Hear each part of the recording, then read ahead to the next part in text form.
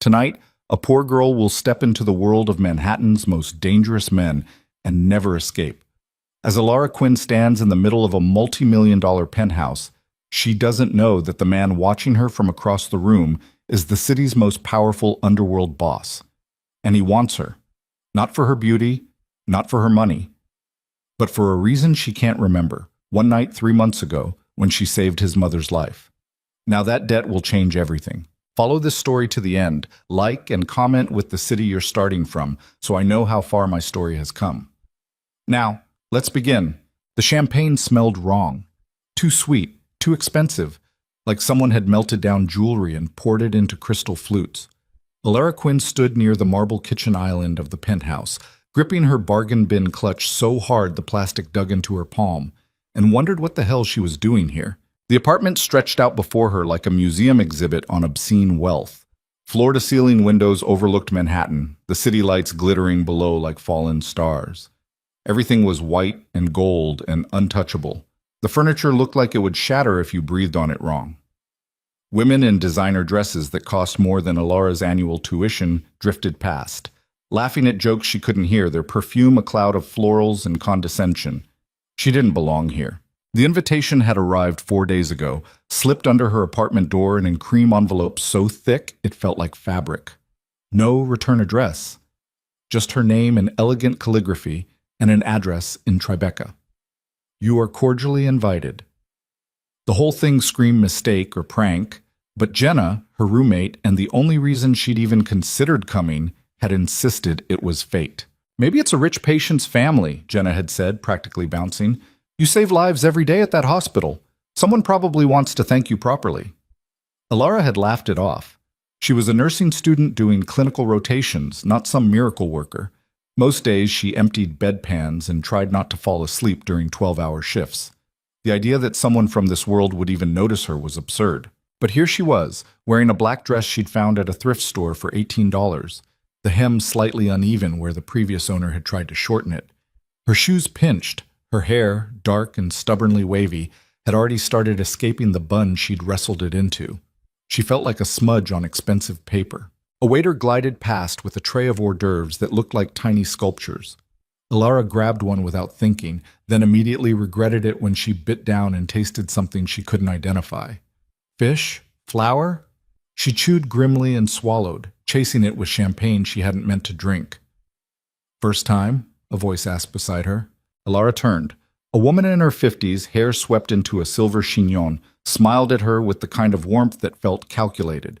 She wore emeralds that probably cost more than Alara's student loans. Is it that obvious? Alara asked. Only to people who've been coming to these things for 20 years. The woman's smile didn't waver, but her eyes traveled over Alara's dress with the precision of an X-ray machine. Are you a friend of Lucien's? Alara blinked. Who? The woman's perfectly shaped eyebrows lifted a fraction. Lucien Varelli, the host. Oh. Heat crept up Alara's neck. No, I don't know him. I got an invitation, but I think there might have been a mistake. Lucien doesn't make mistakes. The woman's tone shifted, cooling by several degrees. She sipped her champagne, studying Alara over the rim. Well, enjoy the party, dear. She drifted away, leaving Alara alone again with the creeping certainty that she'd been right all along. This was a mistake. She didn't belong, and she needed to leave before someone called security. She set her champagne glass down on the nearest surface, a side table that was probably worth more than her car, and turned toward the exit. The crowd had thickened, bodies pressed together in clusters of conversation and laughter. She wove through them, mumbling apologies, keeping her eyes down. Almost there. The elevator bank was just ahead, chrome doors gleaming. Leaving so soon? The voice cut through the noise like a blade, low, smooth, with an edge that made her stop mid-step. She turned. He stood 10 feet away, hands in the pockets of a suit so perfectly tailored it looked like it had been sewn onto his body. Dark hair, dark eyes, a face that could have been carved from stone except for the faint scar cutting through his left eyebrow. He wasn't the tallest man in the room, but somehow he took up the most space, like gravity bent around him. Lucien Varelli. It had to be. Alara's voice caught. She cleared her throat. I was just, You haven't touched the food, he said, moving closer. Not fast, but deliberate, each step measured. And you've been standing by the kitchen for the past 20 minutes looking like you're about to bolt. I think there was a mistake with the invitation. No mistake. He stopped in front of her, close enough that she had to tilt her head back to meet his eyes. They were the color of a storm rolling in, gray-blue and unreadable. I invited you personally. Alara's heart kicked against her ribs. Why? Because 3 months ago, you saved my mother's life. The floor seemed to tilt. Alara gripped the edge of the side table behind her, her mind racing. 3 months ago, the hospital. There had been so many patients, so many shifts blurring together in a haze of exhaustion and adrenaline. But then, the woman in the cardiac unit, late 50s, elegant even in a hospital gown, with kind eyes and a terrified son who'd paced the hallway for hours. She'd gone into V-fib during Alara's shift, and Alara had been the one to notice first, to call the code, to start compressions while the attending rushed in. They'd gotten her back. Stable. Transferred to ICU. Alara had never learned her name. The woman with the arrhythmia, she said slowly. That was your mother? Isabella Varelli. Lucian's expression didn't change, but something flickered in his eyes, brief, almost human. You kept her alive long enough for the doctors to stabilize her. They told me if you'd been even 30 seconds slower. He trailed off, jaw tightening. You didn't leave your name. You didn't ask for anything. You just did your job and moved on. That's what nurses do, Alara said, still reeling. Not in my experience. He tilted his head slightly, studying her with an intensity that made her skin prickle. Most people want something in return, recognition, money, a favor they can cash in later. I was doing my job, Alara repeated, firmer this time. Your mother needed help. I helped her. That's it. A smile ghosted across his mouth, there and gone so fast she almost missed it. That's why I wanted to meet you. To say thank you? The words came out sharper than she'd intended, defensive. You could have sent a card. I could have.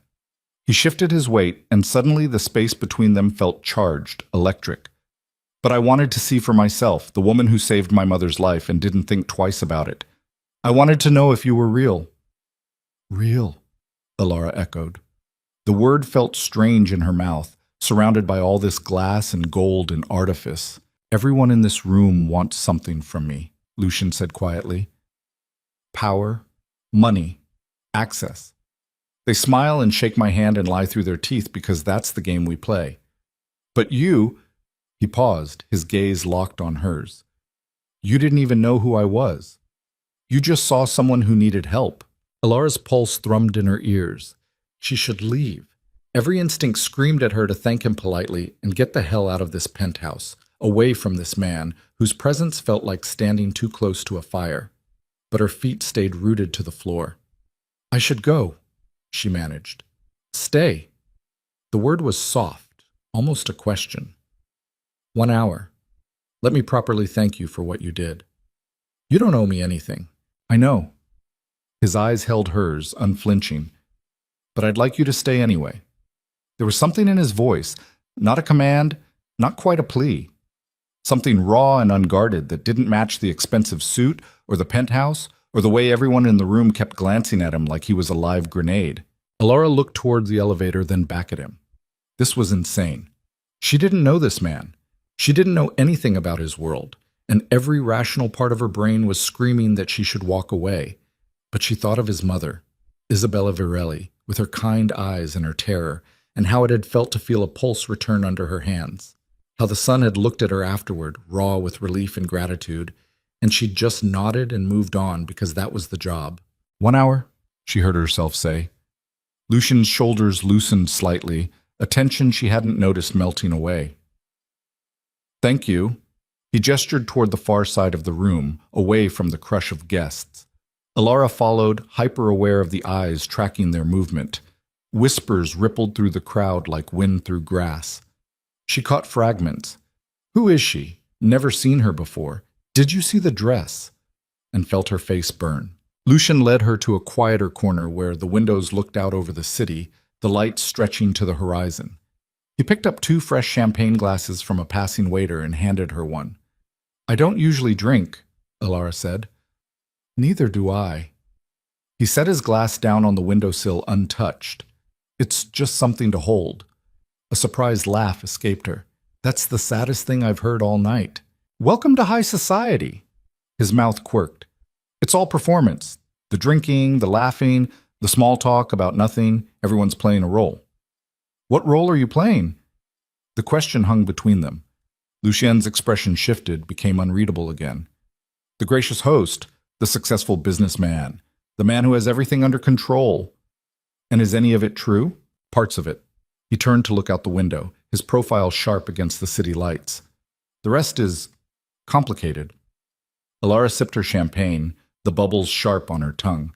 She shouldn't push, she should make polite conversation for 58 more minutes and then leave and never think about this night again. But something about his honesty, the way he dropped his guard just slightly, made her want to prod at the edges. How's your mother? She asked instead. Good. Better than good, actually. She's been volunteering at a community center in Queens, driving my sister-in-law crazy with her energy. His expression softened. She talks about you sometimes, the nurse who saved her. She wanted to find you to thank you properly, but the hospital wouldn't give out your information. Privacy laws, Alara said. I know, but I have other resources. He glanced at her, and there was something almost apologetic in his eyes. I hope you don't mind that I tracked you down. Should I be worried that you can do that? Probably. The honesty caught her off guard. But I'm not going to hurt you, Alara. I just wanted to meet you, to thank you, to understand why you did what you did. I told you, it's my job, and I'm telling you that most people don't approach their jobs the way you do. He shifted, turning to face her fully. I've built my career on reading people, understanding what drives them, what they want, what they're afraid of. It's how I've survived in my industry. But you? He shook his head slightly. I can't read you. Maybe there's nothing to read, Alara said. Maybe I'm exactly what I look like. A broke nursing student trying to get through clinical rotations without falling asleep in a patient's room. You're more than that. The certainty in his voice made her chest tighten. She looked away, out at the city, at the thousands of lit windows hiding thousands of lives she'd never know. You don't know me. No, he agreed. But I'd like to. The words settled between them, heavy with implication. Alara's grip tightened on her champagne glass. This was dangerous territory. She could feel it in her bones, in the way her heart was beating too fast, in the way the air seemed thinner when he looked at her like that. She started, but a commotion near the entrance cut her off. A man had entered the penthouse, flanked by 2 others who looked like they'd stepped out of a mafia movie. The newcomer was tall, blonde, with a smile that didn't reach his eyes. He scanned the room with the casual arrogance of someone who knew he was the most dangerous person present. Alara felt Lucien go still beside her. Not tense exactly, but coiled, like a spring pulled tight. Friend of yours? She asked quietly. No. The single word was edged with something cold and sharp. Stay here. He moved away before she could respond, cutting through the crowd with the same measured precision as before. The room seemed apart for him, guests stepping aside without being asked. Alara watched as he approached the blonde man, saw the way they greeted each other with handshakes that looked like threats. The woman with the emeralds appeared beside Alara, her earlier warmth completely gone. You should leave, she said quietly. What? Adrian Volkov doesn't come to parties to socialize. If he's here, it means trouble. The woman's eyes were fixed on the 2 men, her face pale beneath her makeup. And you don't want to be anywhere near Lucien Varelli when there's trouble. Ice slid down Alara's spine.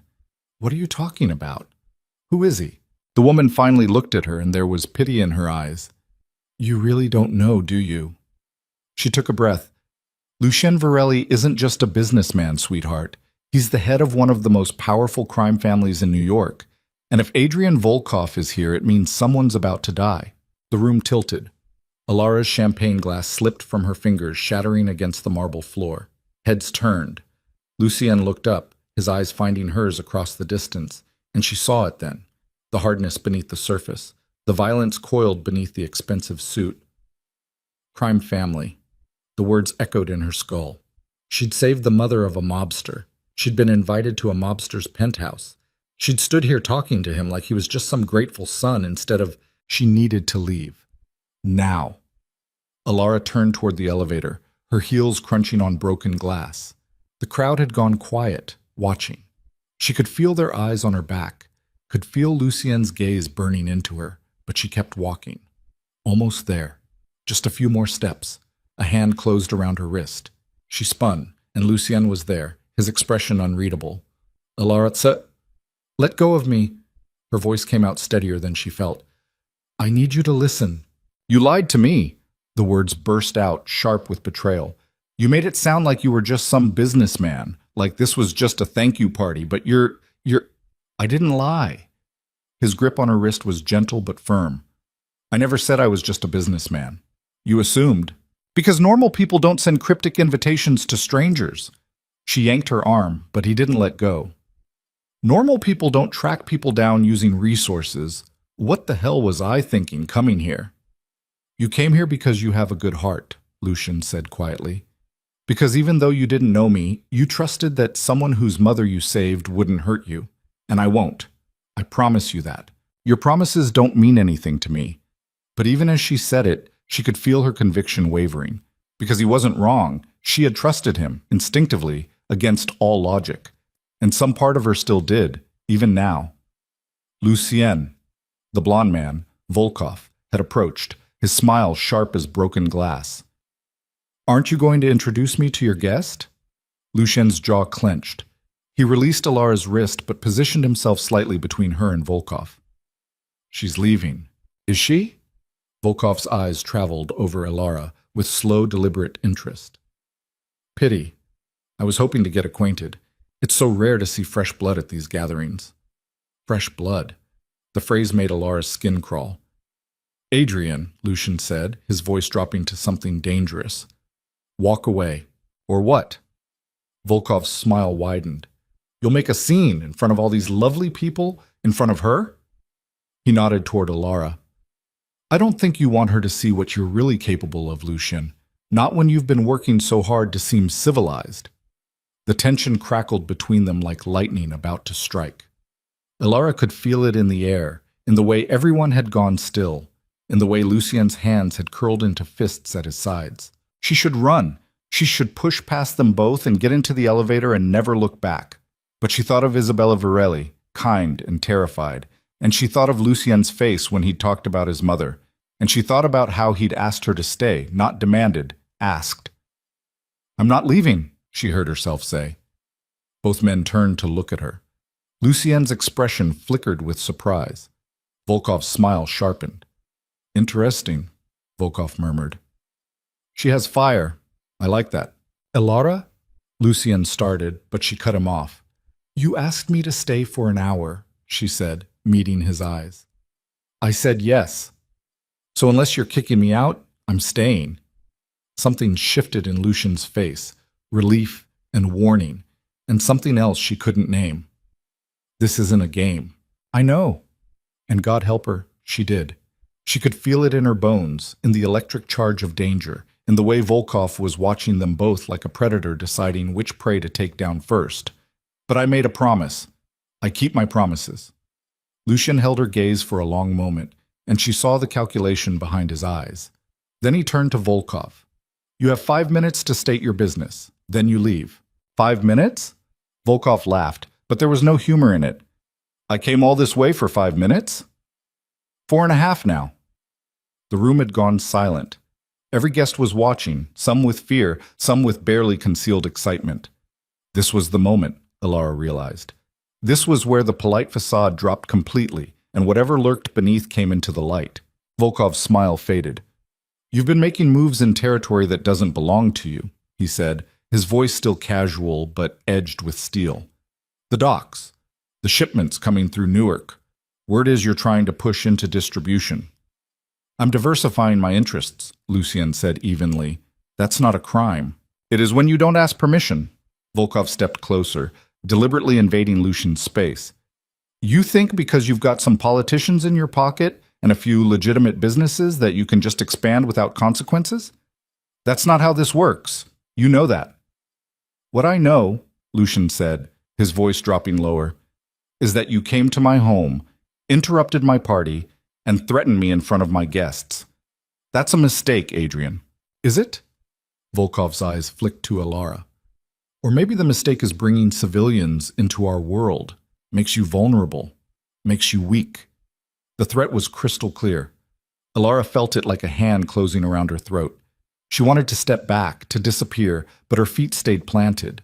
Lucian moved, fast, controlled, and suddenly he was close enough to Volkov that Alara could see the tendons standing out in his neck. If you ever look at her again, he said, each word precise and lethal, I will burn your organization to the ground and scatter the ashes in the Hudson. Do you understand me? The silence was absolute. Volkov stared at Lucian for a long moment, and Alara saw the calculation in his eyes, the weighing of options. Finally he smiled, slow, knowing, vicious. So that's how it is. Interesting. He stepped back, adjusted his cuffs. We're not done, Lucian, not by a long shot. But I'll give you tonight. Consider it a courtesy. He turned and walked toward the exit, his two shadows falling into step behind him. The room seemed to exhale as he disappeared into the elevator, the doors sliding shut with a quiet chime. Alara realized she was shaking. Lucian turned to her, his expression stark. Are you all right? No. The word came out rough. No, I'm not all right. What the hell was that? That was Adrian Volkov making a point. Lucian's jaw was tight. And me making one back. By threatening to kill him? By making it clear that you're off limits. The words hung between them, heavy with implication. Alara's mind raced. I didn't ask for your protection. I know, but you have it anyway. He ran a hand through his hair, the first sign of real tension she'd seen from him. I'm sorry. I didn't think he'd come here tonight. I didn't think... He broke off, shaking his head. This was a mistake. I should have left you alone. Yes, Alara agreed. You should have. But she didn't move. Neither did he. The guests had started to disperse, the party fracturing in the wake of Volkov's appearance. Women gathered their purses. Men made quiet phone calls. The elegant facade was crumbling, revealing something uglier beneath. I meant what I said, Lucian said quietly. I won't let anything happen to you. You don't even know me. I know enough. His eyes met hers, and there was something raw in them, something almost desperate. You saved my mother's life without thinking twice. You came here tonight even though everything about it felt wrong. And just now, when any sane person would have run, you stayed. I know enough. Alara's throat tightened. She should be angry. She should be terrified. She should be calling the police or running or doing literally anything except standing here looking at this man who just threatened murder over her and feeling something warm and dangerous unfurl in her chest. Your hour's up, she said instead. Lucian nodded slowly. It is. I should go. You should. Neither of them moved. The penthouse had emptied around them, guests fleeing like smoke. Only a few stragglers remained, and they were pointedly not looking in their direction. Somewhere in the distance, the city hummed and throbbed, 8 million people living their lives, unaware of what had just happened in this glass tower. Can I ask you something? Alara said. Anything. Did you really track me down just to say thank you, or was there something else? Lucian was quiet for a long moment. When he spoke, his voice was rough with honesty. At first, yes. I wanted to meet the woman who saved my mother, to understand her, to thank her properly. He paused. But then I saw you standing by the kitchen, looking lost and out of place and completely real, and I realized I wanted more than that. I wanted to know you, all of you, and that... He laughed, but there was no humor in it. That's probably the most honest thing I've said in years. Alara's heart was pounding so hard she could feel it in her fingertips. I can't be part of your world. I know. I have a normal life, school, work, bills I can barely pay. I can't do whatever this is. I know, he said again, softer this time. But, the word caught in her throat. She swallowed hard. But I'd like to see you again. Not here. Somewhere. Normal. Somewhere that's not filled with people like Volkov and violence and threats. Something in Lucian's expression cracked open. Are you sure? No. The admission felt like jumping off a cliff. But I'm saying it anyway. A real smile, small, genuine, devastating, curved his mouth. There's a diner in Hell's Kitchen. Opens at 6 a.m., serves coffee that tastes like battery acid and pancakes that'll change your life. Would you meet me there tomorrow morning? I have clinical rotation at 8. I'll have you there by 7:30. Alara knew this was insane, knew that every rational part of her brain was screaming at her to say no, to walk away, to forget this night ever happened. But she thought of his hands gentle on her wrist, his voice rough with honesty, the way he'd stepped between her and danger without hesitation. Okay, she said. Tomorrow, 6 a.m. Lucian's smile widened slightly. I'll be there. She turned toward the elevator before she could change her mind. This time, he didn't stop her. But as she stepped inside and the doors began to close, she looked back at him one last time. He stood alone in the empty penthouse, surrounded by champagne glasses and broken illusions, watching her with an expression that looked almost like hope. The doors closed. Alara leaned against the cool metal wall, her heart racing, her hands shaking, her mind spinning. What had she just done? What had she just agreed to? The elevator descended, carrying her back down to street level, back to reality, back to her real life. But even as Manhattan spread out below her through the glass walls, she knew something had changed. Something had shifted inside her. Some door had opened that she couldn't close again. Tomorrow morning, 6 a.m., a diner in Hell's Kitchen. She was either about to make the best decision of her life or the worst. And God help her, she had no idea which. The diner smelled like burnt coffee and grease, exactly the way Lucian had promised. Alara sat in a cracked vinyl booth by the window, watching the sun crawl up between buildings, painting Hell's Kitchen in shades of pink and gray. She'd been here since 5:40, too wired to be late, too anxious to sit still. Her second cup of terrible coffee sat cooling in front of her, untouched. He wasn't coming. Of course he wasn't coming. Last night had been some kind of fever dream, a momentary lapse in judgment on both their parts. By now he'd probably realized how insane the whole thing was. A crime boss having breakfast with a nursing student? It was laughable. The door chimed. Lucian stepped inside, and the diner seemed to shrink around him. He wore jeans and a dark sweater instead of the suit, but it didn't make him look any less dangerous. Just different, more real. His eyes found hers immediately, and something in her chest loosened. He slid into the booth across from her, moving with that same controlled precision. You're early. So are you, Alara said. I didn't sleep. The admission hung between them, raw and honest. Alara wrapped her hands around her coffee mug, needing something to hold. Me neither. A waitress appeared, 60-something, bleached hair, the kind of woman who'd seen everything twice. She looked at Lucian with zero recognition, just the mild irritation of someone who'd worked the morning shift for too many years. Coffee? Please, Lucian said. And the pancakes. 2 orders, Alara added. The waitress nodded and disappeared. Silence settled over the booth. Not quite comfortable, but not entirely awkward either. Alara studied Lucian's face in the morning light.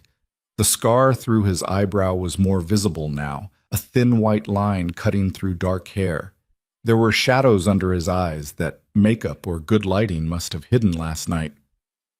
How'd you get that? She asked, nodding at the scar. Lucian's hand went to it automatically, almost a reflex. Bar fight when I was 19. Guy came at me with a broken bottle. Did he live? Barely. No apology in his voice, no justification. Just fact. Alara should have felt something, fear, revulsion, the instinct to run. Instead, she just felt tired. You're not going to pretend to be something you're not, are you? Would you want me to? No? And she meant it. The honesty was terrifying, but also strangely comforting. At least she knew what she was dealing with. I looked you up last night, after I got home. Lucian's expression didn't change. And? There's not much. Some business articles about your legitimate companies, real estate holdings, a few charity events, but nothing about, she gestured vaguely, the other stuff. That's intentional. I've spent the last 5 years trying to move away from what my father built, to make everything clean, legitimate, legal. He paused as the waitress returned with his coffee. waited until she was gone again. It's not easy to wash blood off money, Alara, no matter how hard you scrub. But you're trying. I'm trying. He wrapped his hands around the mug, mirroring her pose. My father died 3 years ago. Heart attack. Quick, painless, better than he deserved. He left me an empire built on violence and fear and corruption. And I looked at it and I thought, this can't be all there is. This can't be my entire life. So you're going legitimate.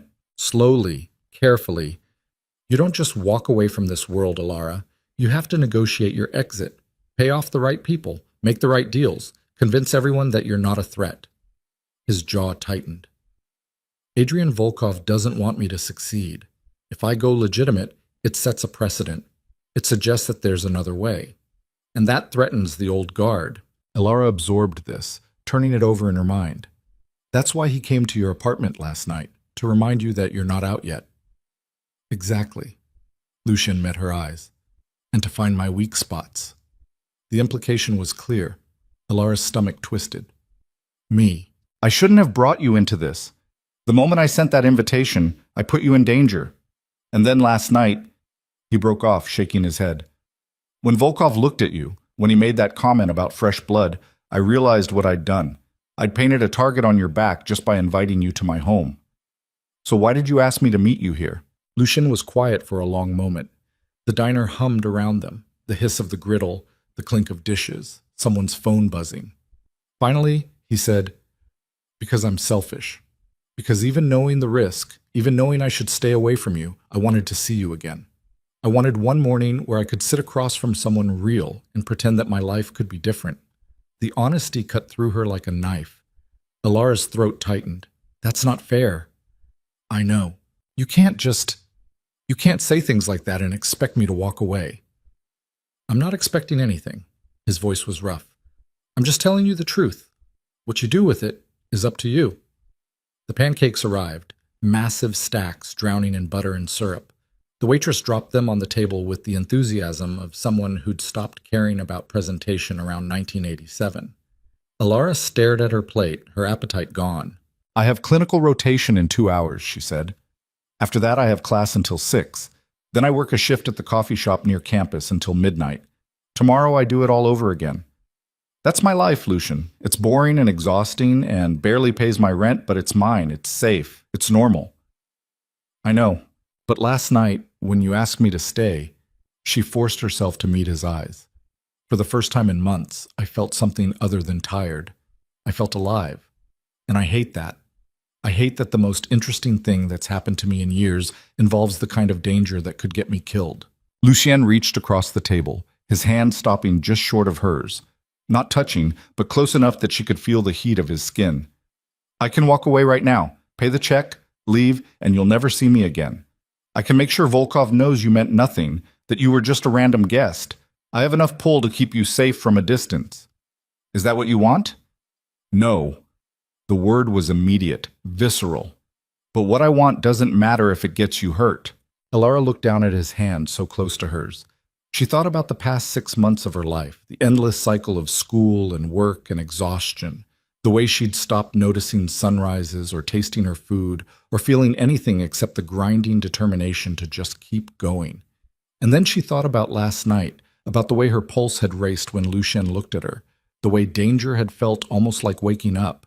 She closed the distance between their hands. His fingers curled around hers immediately, warm and solid and real. Neither of them spoke. They just sat there in a Hell's Kitchen diner as the city woke up around them, holding hands across a table sticky with syrup, and Alara knew she was making a choice that would change everything. I want to try, she said quietly. Whatever this is, I want to try. Lucien's grip tightened. It won't be easy. I'm a nursing student working 3 jobs to stay in school. Nothing about my life is easy. A small smile touched his mouth. Fair point. They ate their pancakes, which really were as good as he'd promised, and talked about nothing important. She told him about her clinical rotation, about the attending physician who seemed to hate her for no reason, about the patient yesterday who'd started crying when Alara held her hand during a painful procedure.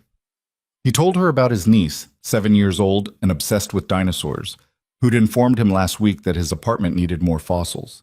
It was normal. almost aggressively normal. And Alara could feel both of them clinging to it, this brief window where they could pretend they were just two people getting to know each other over breakfast. But reality was waiting outside the diner, patient and inevitable. Lucien paid the check, left a tip that was probably more than the waitress made in a week, and walked Alara to the subway. The morning had fully arrived now, the city rushing past in its usual chaos. No one looked at them twice, just another couple saying goodbye on a street corner. "When can I see you again?" Lucien asked.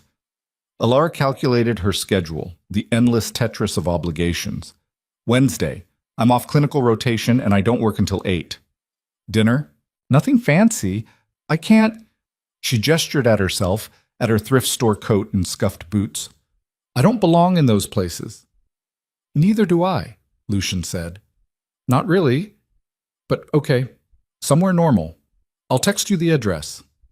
He'd gotten her number last night, she realized. Probably from the same resources that had tracked her down in the first place. She should object to that, should set boundaries about privacy and consent, but she just nodded. He leaned in, slow enough that she could pull away if she wanted, and pressed his lips to her forehead. Brief, chaste, but it sent electricity down her spine anyway. "Be careful," he said quietly. Then he was gone, disappearing into the crowd, and Alara was alone with the subway entrance yawning before her and the feeling that she'd just stepped off a cliff. Clinical rotation was a blur.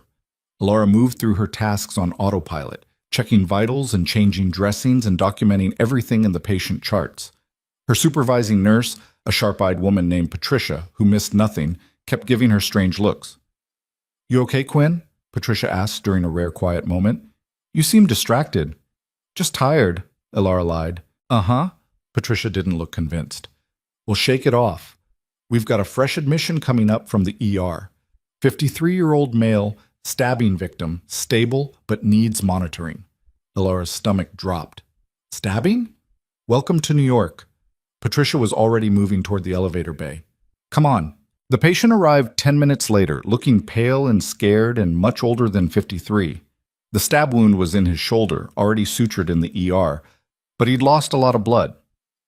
Alara helped settle him into bed, started a new IV line, hung antibiotics. "What happened?" she asked gently while adjusting his pillow.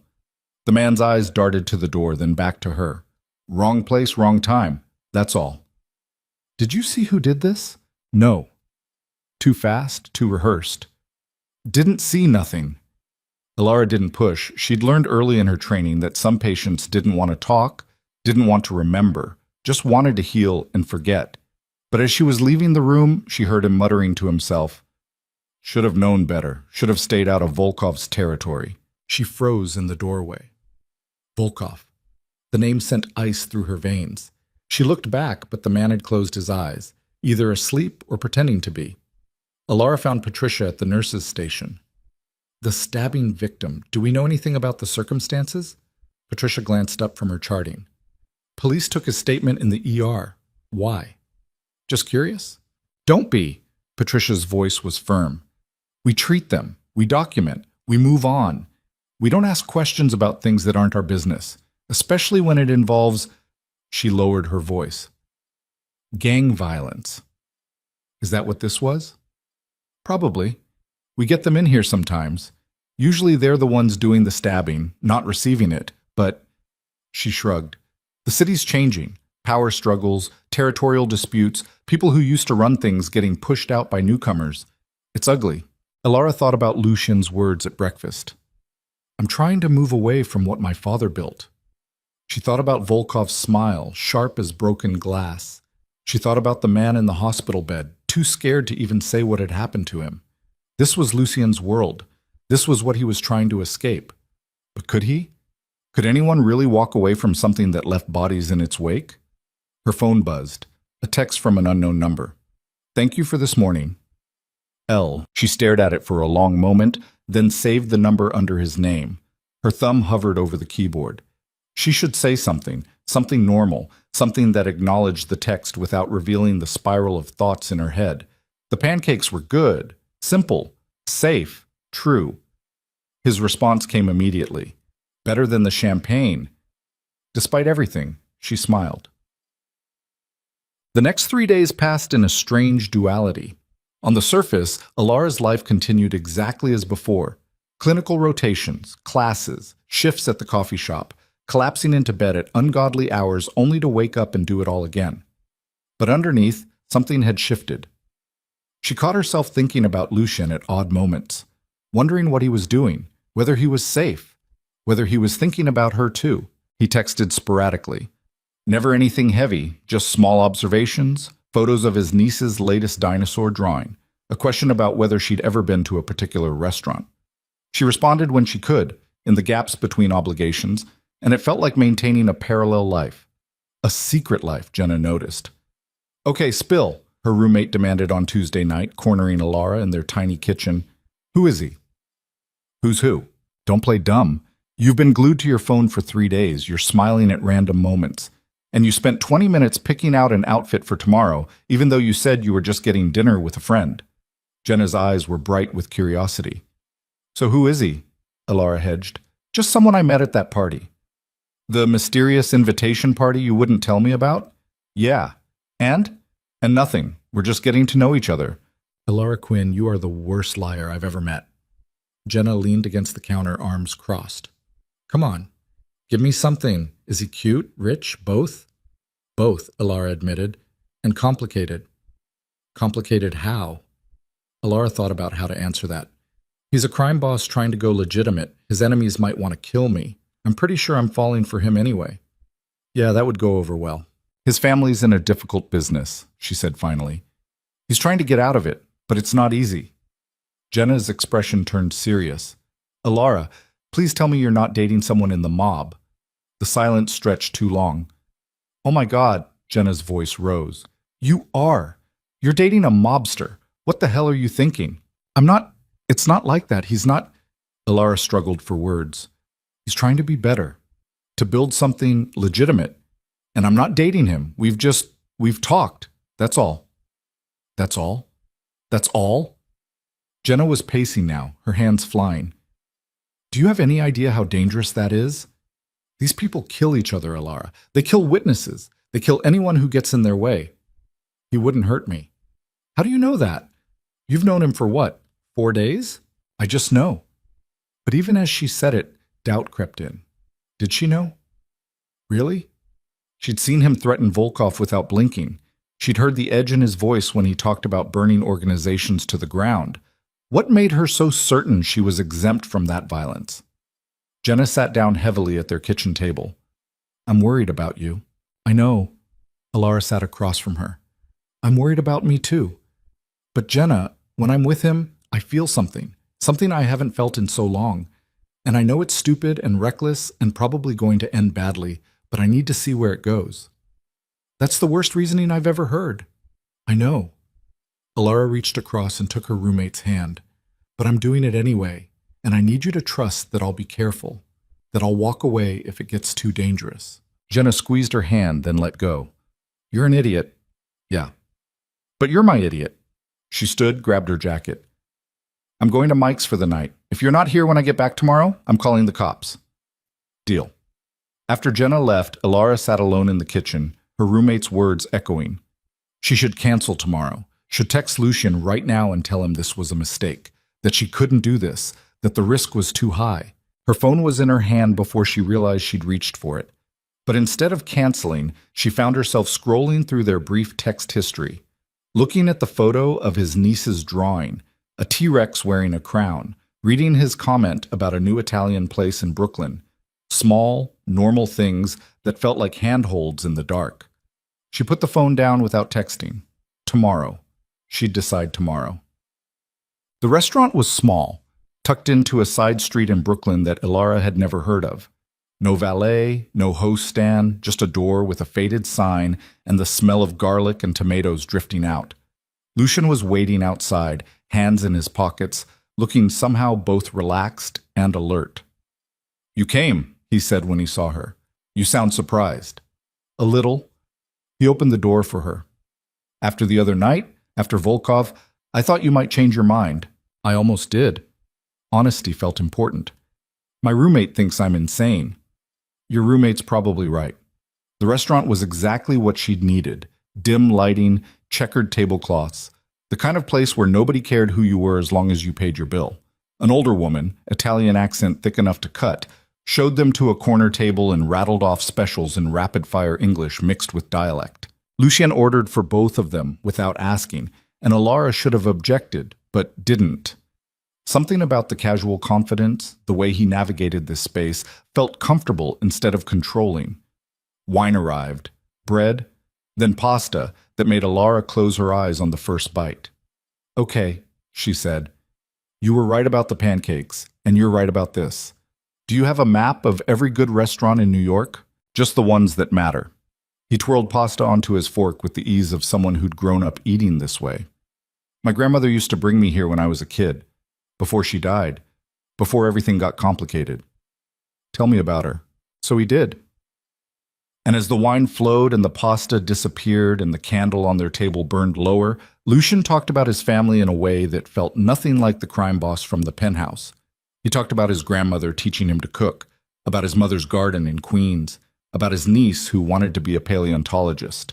He talked about his brother, dead 5 years now, car accident, leaving behind a wife and daughter that Lucien had sworn to protect. "That's why I'm doing this," he said, pushing his empty plate aside. "The legitimacy push. I want my niece to grow up in a world where her last name doesn't mean violence, where she can be a kid without bodyguards and threats and watching her back." "That's a good reason," Alara said softly. "It's the only reason that matters." He met her eyes. "But it's dangerous. Transitioning out means convincing people like Volkov that I'm not a threat while simultaneously building enough legitimate power that they can't just eliminate me. It's a tightrope, and the farther I walk, the more people want to push me off." "Is it worth it?" "I don't know yet." The admission was raw. "Ask me again in a year if I'm still alive." The casual reference to his own mortality sent a chill through her. "Don't joke about that." "I'm not joking." He reached across the table, his fingers finding hers. "This is the reality, Alara. People in my world die. They die young and they die violently, and sometimes they take innocent people with them. And if you're going to be in my life in any capacity, you need to understand that." "I do understand." "Do you?" His grip tightened. "Because Volkov saw you. He knows your face. He knows you matter to me, even though I tried to hide it. And men like him, they don't have lines they won't cross. They don't care about collateral damage." Alara's pulse hammered in her throat. "Are you trying to scare me away?" "I'm trying to be honest." His eyes were storm dark in the candlelight. "I'm trying to give you every reason to walk away while you still can." "And what if I don't want to?" "Then you're either very brave or very stupid." "Can I be both?" A smile ghosted across his face, there and gone. "Yeah, you can be both." They finished their wine. Lucien paid. Cash, she noticed, no credit card trail. And they walked out into the Brooklyn night. The temperature had dropped, winter asserting itself. Alara pulled her coat tighter. "I'll get you a car," Lucien said, already reaching for his phone. "I can take the subway." "At 11 at night? No." "I do it all the time." "Not anymore." His voice had gone hard, protective. "Not while Volkov's circling." Alara wanted to argue, wanted to assert her independence, but the truth was, she was scared. Had been scared since that moment in the penthouse, when Volkov had looked at her like she was prey. So she nodded, and Lucien made a call, and 5 minutes later a black car pulled up. But before she got in, Lucien caught her hand. "Wait," he said. She turned. He was close now, close enough that she could see the silver threads in his dark hair, could smell whatever expensive cologne he wore beneath it. Close enough that when he cupped her face in his hands, she felt the calluses on his palms. "I want to kiss you," he said quietly, "but I need you to know what that means. It means you're mine. It means I'll protect you with everything I have, but it also means you're in this, really in this. No more casual dinners and pretending we're normal people. If I kiss you, Alara Quinn, you become part of my world, and I can't guarantee I can keep you safe." Her heart was a drum against her ribs. Every rational thought screamed at her to step back, to get in the car, to go home, and never see him again. She kissed him instead. His lips were warm despite the cold, firm and certain and tasting faintly of wine. For a moment he went still, surprised, and then his arms came around her and he was kissing her back with a hunger that stole her breath. It wasn't gentle, it wasn't careful. It was desperate and claiming and absolutely terrifying in its intensity. When they broke apart, both breathing hard, Lucian rested his forehead against hers. "Brave and stupid," he murmured. "Definitely both," she agreed. He helped her into the car, gave the driver her address, then stepped back. Alara watched him through the window as they pulled away. Standing alone on a Brooklyn street corner, hands in his pockets, looking like a man who'd just acquired something precious and fragile and had no idea how to keep it safe. Her phone buzzed before she was halfway home. "Stay inside tomorrow. Don't go anywhere alone. I'm putting security on you." Her stomach twisted. "Is something wrong? Just being careful. Please, Alara, do this for me." She stared at the text, at the please that felt like it had cost him something to type. Then she looked out at the city rushing past, at the thousands of lit windows hiding thousands of lives, and wondered which one of them might be Volkov's. Might be watching. Might be waiting. Okay. Thursday morning, Alara woke to someone knocking on her apartment door. She stumbled out of bed, half asleep, and peered through the peephole. A woman stood in the hallway. Tall, black, with short natural hair and the kind of posture that screamed military training. She looked directly at the peephole like she knew Alara was watching. "Miss Quinn, my name is Simone Baptiste. Mr. Varelli sent me." Alara opened the door crack, the chain still engaged. "He sent you?" "For your protection, yes." Simone's voice was calm, professional. "May I come in?" "I'd rather not discuss security arrangements in the hallway." Against her better judgment, Alara unhooked the chain. Simone stepped inside, her eyes immediately scanning the apartment, exits, windows, sightlines. It took maybe 3 seconds. "This isn't a secure location," she said flatly. "It's my home. It's a 4th-floor walk-up with a fire escape outside your bedroom window and a front door lock a child could pick." Simone turned to face her. "But Mr. Varelli anticipated you wouldn't want to relocate, so we're making do." "We?" "There's another operative watching the building's entrance. I'll be with you whenever you leave. Non-negotiable." Alara's temper flared. "He can't just assign me a bodyguard without asking."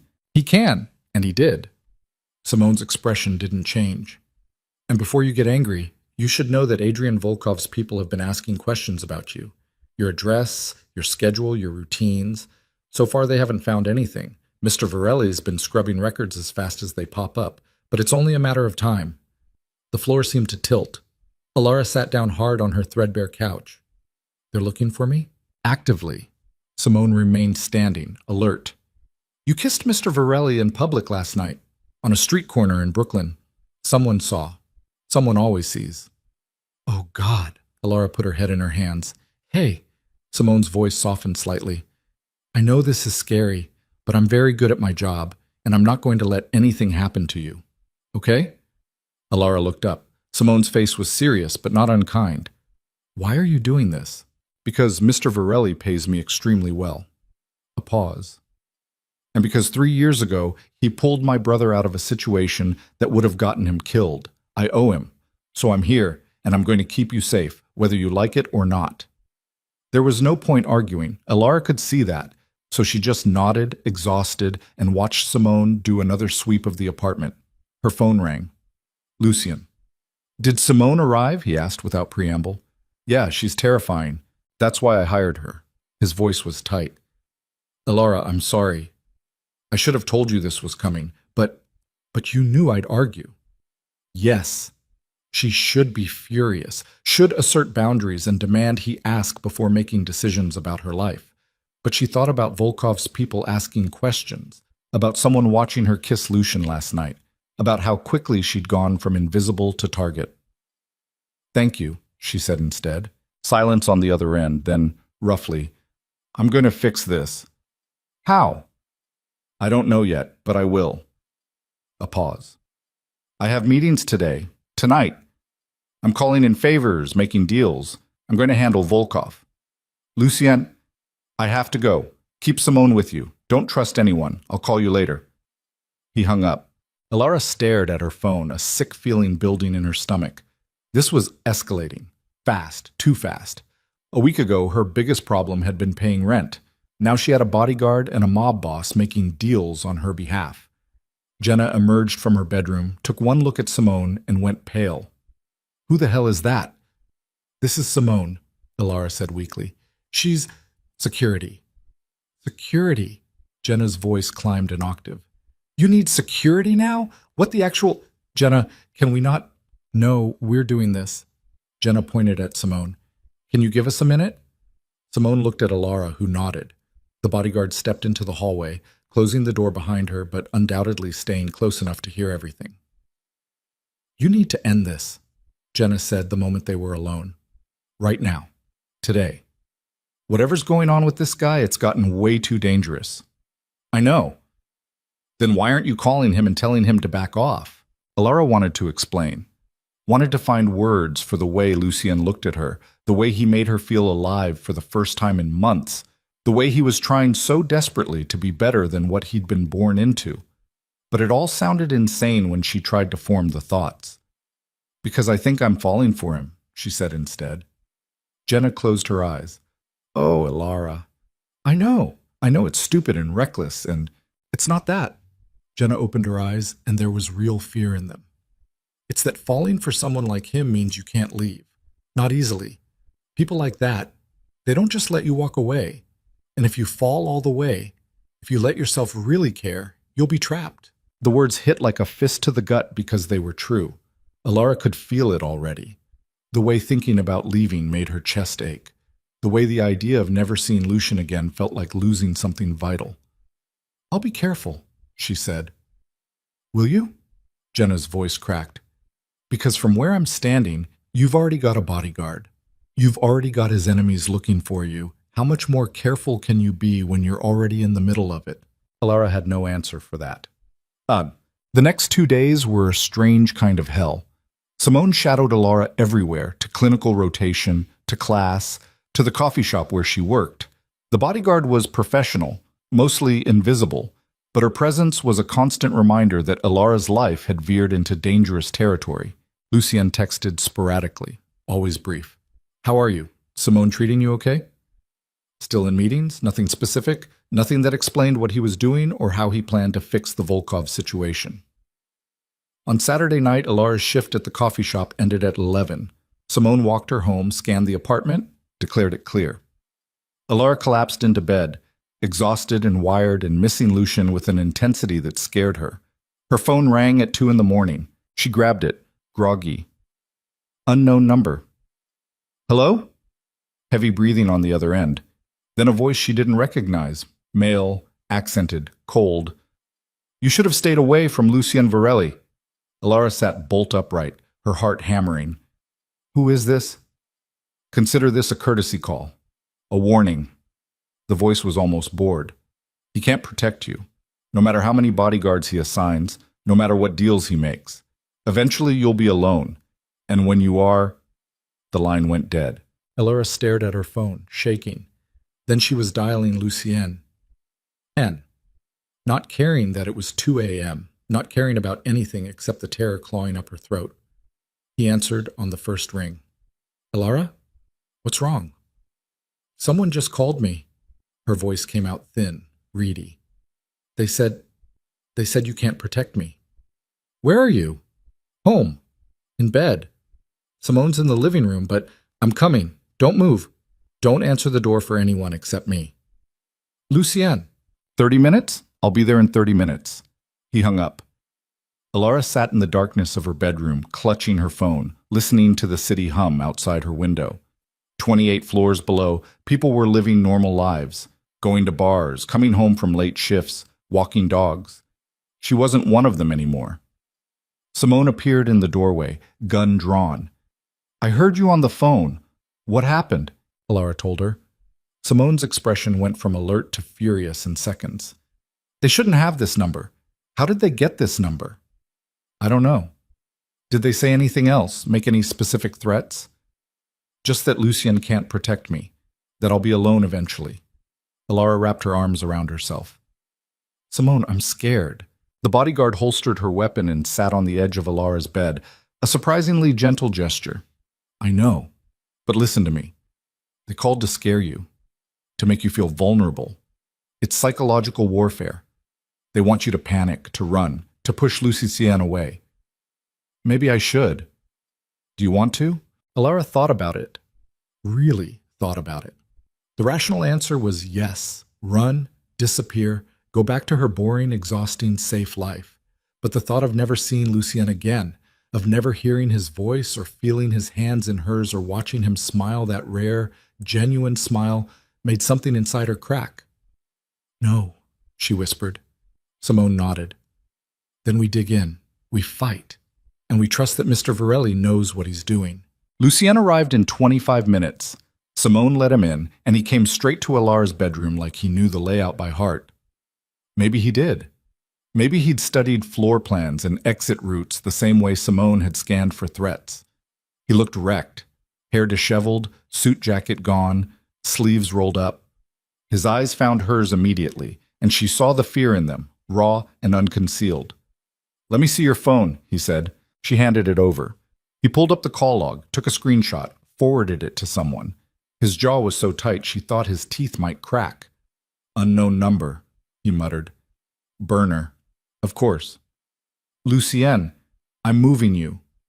Not a question, a statement. "Tonight. There's a safe house in Westchester. Simone knows the location. You'll stay there until this is resolved. I can't just leave. I have clinical rotation, class, work.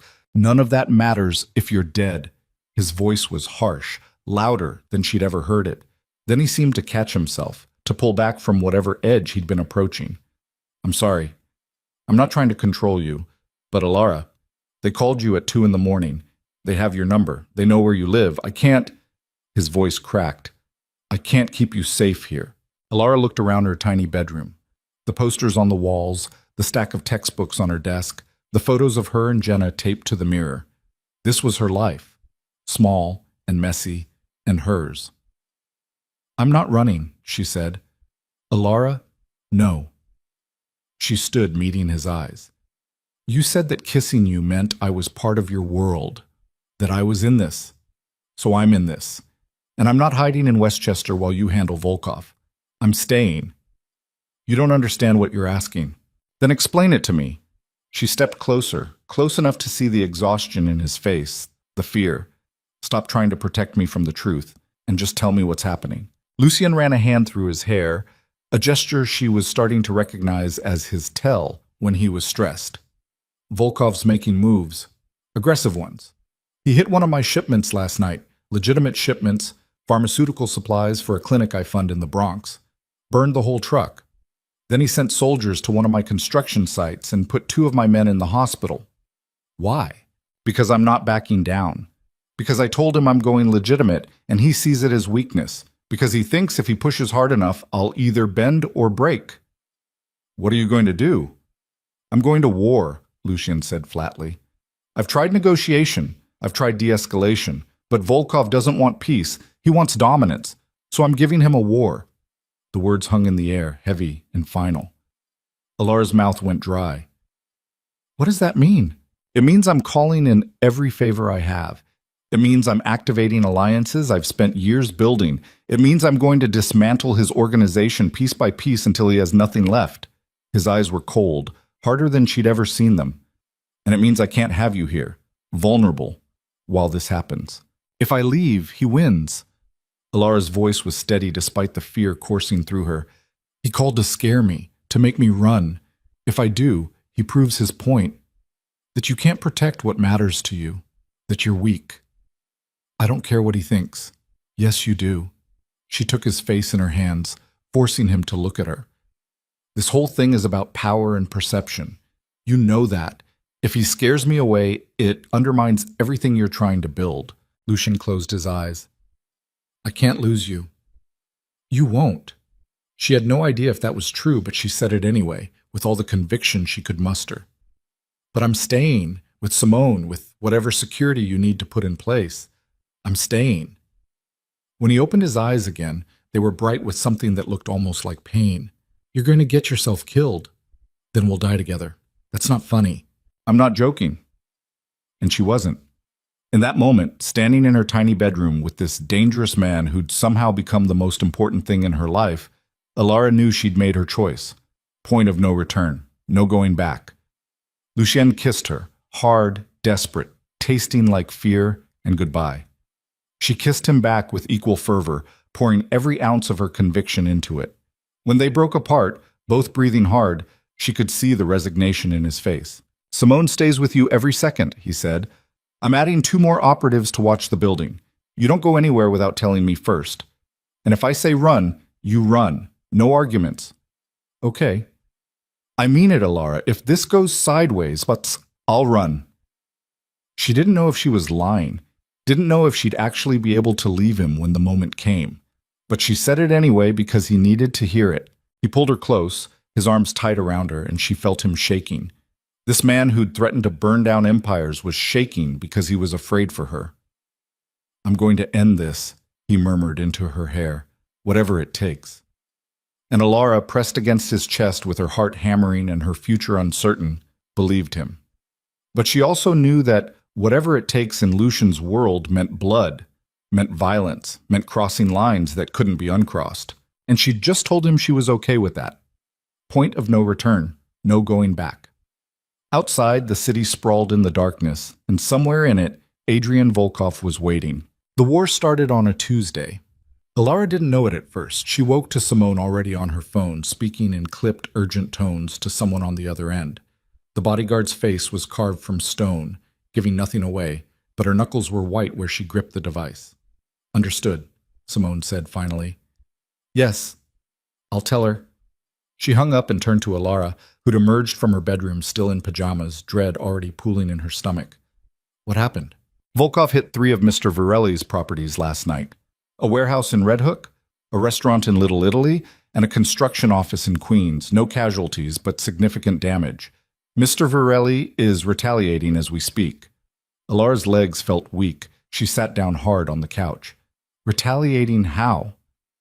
I don't have those details. But he wanted you to know he's handling it. Simone's expression softened slightly. He also said to tell you not to worry. Not to worry, Alara repeated numbly. There's a gang war happening, and I'm not supposed to worry. It's not a gang war. It's a strategic dismantling. Simone moved to the window, checking the street below out of habit. Mr. Varelli isn't some street thug throwing punches. He's surgical, precise. He'll go after Volkov's infrastructure, supply lines, financial holdings, key personnel. He'll bleed him slowly until there's nothing left. The clinical description made it worse somehow. Alara wrapped her arms around herself, suddenly cold despite the apartment's stuffiness. How long will this take? Days? Maybe weeks. Depends on how stubborn Volkov is. Simone glanced back at her. You still have to live your life, Miss Quinn. Go to your clinical rotation. Go to class. The best thing you can do right now is act normal. Normal. The word felt like a joke. But Alara got dressed anyway, went through her morning routine with Simone watching, and headed to the hospital. The subway ride was tense. Simone positioned herself between Alara and the rest of the car, her eyes constantly scanning. Every sudden movement made Alara flinch. Every stranger felt like a threat. Clinical rotation was a blur. She checked vitals, administered medications, changed dressings, all on autopilot. Patricia noticed. You're distracted again, the supervising nurse said during their lunch break. What's going on with you, Quinn? Family stuff, Alara lied. It's complicated. Well, uncomplicate it fast. You nearly gave the wrong dosage to Mr. Chen in 304. I caught it before you administered, but that's the kind of mistake that ends careers. Patricia's voice was sharp, but not unkind. I know nursing school is brutal. I know you're working multiple jobs and probably not sleeping enough, but you need to be present when you're here. These patients deserve that. Shame burned through Alara. She'd never made a medication error before, never even come close. You're right. I'm sorry. It won't happen again. See that it doesn't. Patricia softened slightly. You're a good nurse, Quinn. Don't throw it away because of whatever's happening outside these walls. Alara nodded, not trusting herself to speak. She finished her shift without further incident, hyper-aware of every movement, every calculation. By the time Simone escorted her home, exhaustion had settled into her bones. Her phone buzzed as she walked into her apartment. Lucien. Can't talk tonight. Things are moving fast. Stay with Simone. I love you. Alara stared at the last 3 words. He'd never said that before. Neither had she. and he'd said it via text, in the middle of whatever violence he was orchestrating, like he might not get another chance. She typed back with shaking fingers. I love you too.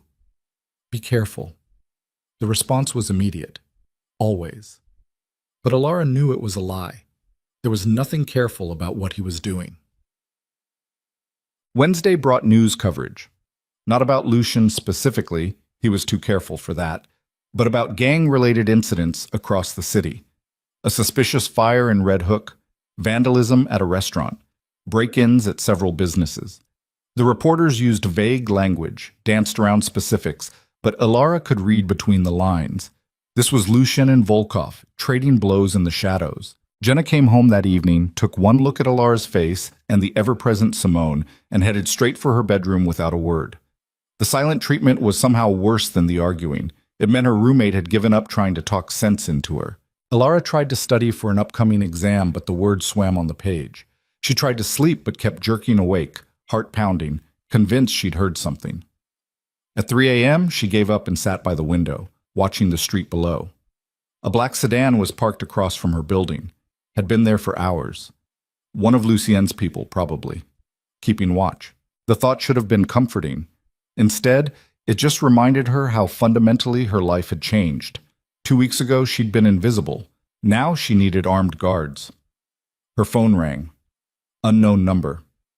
Alara's blood turned to ice. She almost didn't answer, but then she thought, if it was Volkov's people again, she wanted to know what they'd say, wanted to hear their threats so she could prepare.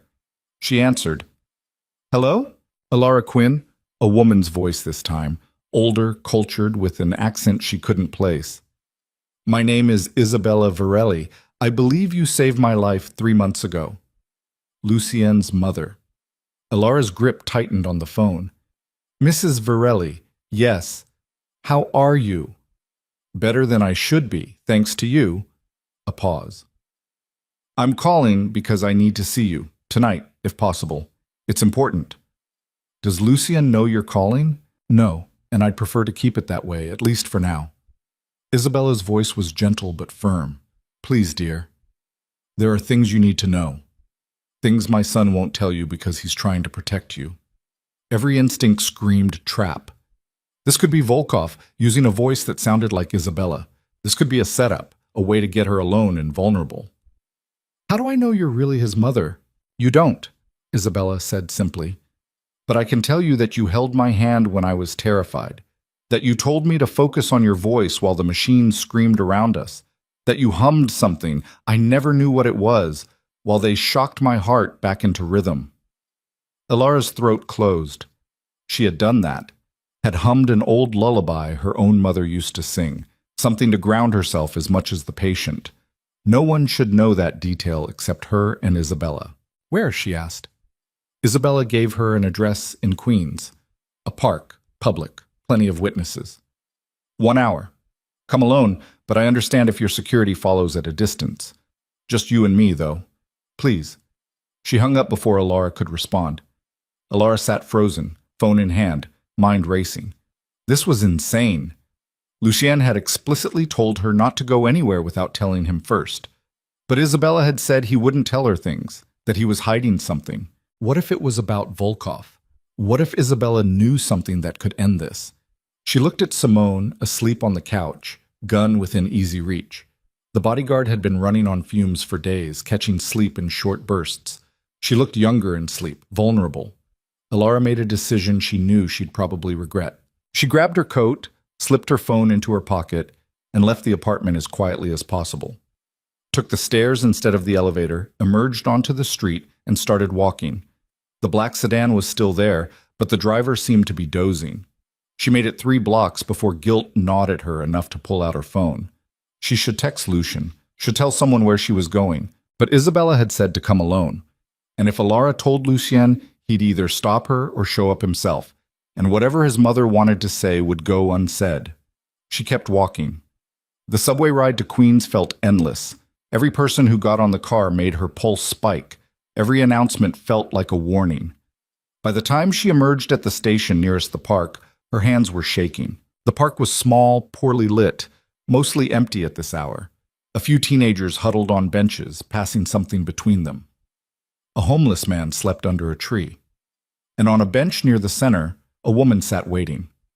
Isabella Varelli looked exactly as Alara remembered, elegant, even in casual clothes, silver threading through dark hair, kind eyes that had been terrified 3 months ago, but now were calm. She stood when she saw Alara approaching. "Thank you for coming," Isabella said. "You shouldn't have asked me to." Alara stayed a few feet back, still wary. "If Lucien finds out, he'll be furious." "I know." Isabella gestured to the bench. "Please sit. This won't take long, but you need to hear it." Alara sat, every muscle tense, ready to bolt. Isabella settled beside her, leaving careful distance between them. "My son loves you," Isabella said, without preamble. "I've never seen him like this. Not with anyone. He's terrified for you, and that fear is making him reckless. He's trying to protect me. He's trying to protect you by going to war with Adrian Volkov. Do you understand what that means?"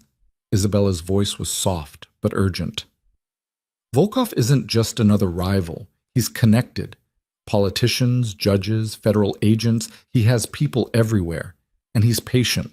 Lucien thinks he can dismantle Volkov's empire quickly, surgically, but Volkov is already 3 steps ahead." Alara's stomach dropped. "What do you mean?" "I mean that Volkov has been planning this for months, long before you entered the picture. He's been waiting for Lucien to make a move toward legitimacy, because that's when he's most vulnerable, when he's got one foot in each world." Isabella's hands twisted in her lap. "And then you appeared, and Lucien fell for you, and Volkov saw his opening." "I don't understand." "Volkov doesn't want to kill Lucien. He wants to break him, wants to prove that going legitimate is weakness, that you can't escape this life, that trying just gets the people you love destroyed."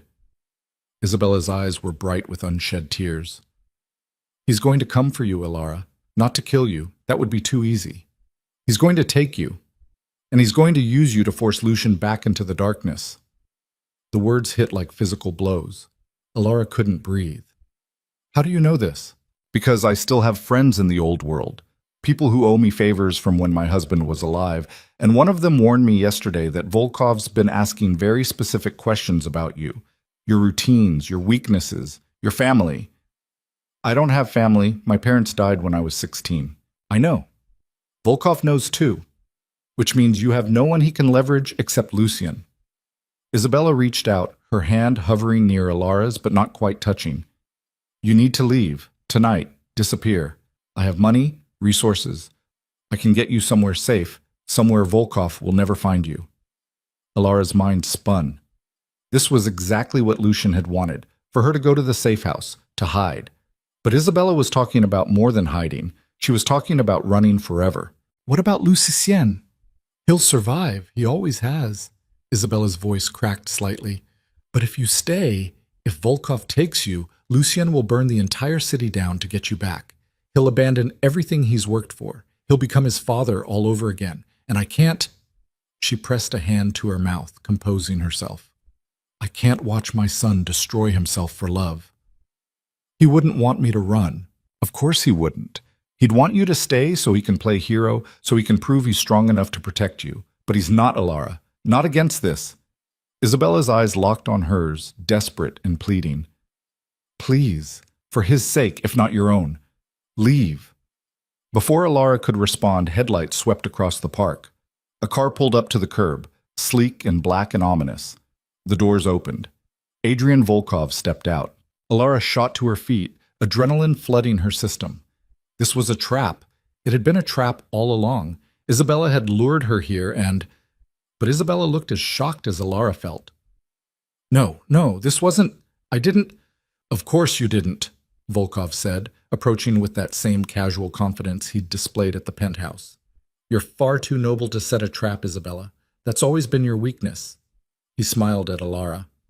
"She really did call you out of genuine concern." How touching. 2 men flanked him, both armed, both watching Alara like she might try to run.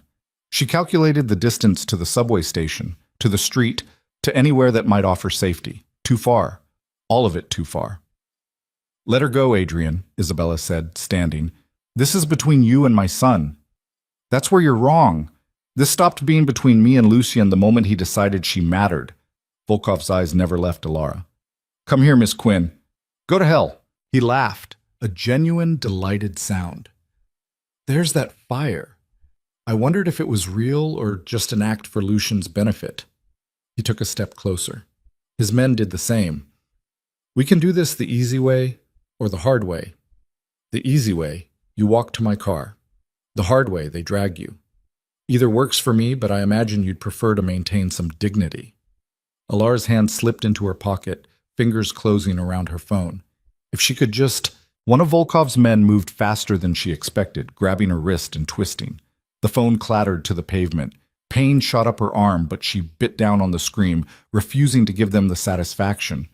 "Let her go!" Isabella was shouting now, trying to reach them, but the second man blocked her path. "Adrian, please, she's innocent in all of this." "No one's innocent, Isabella. You of all people should know that."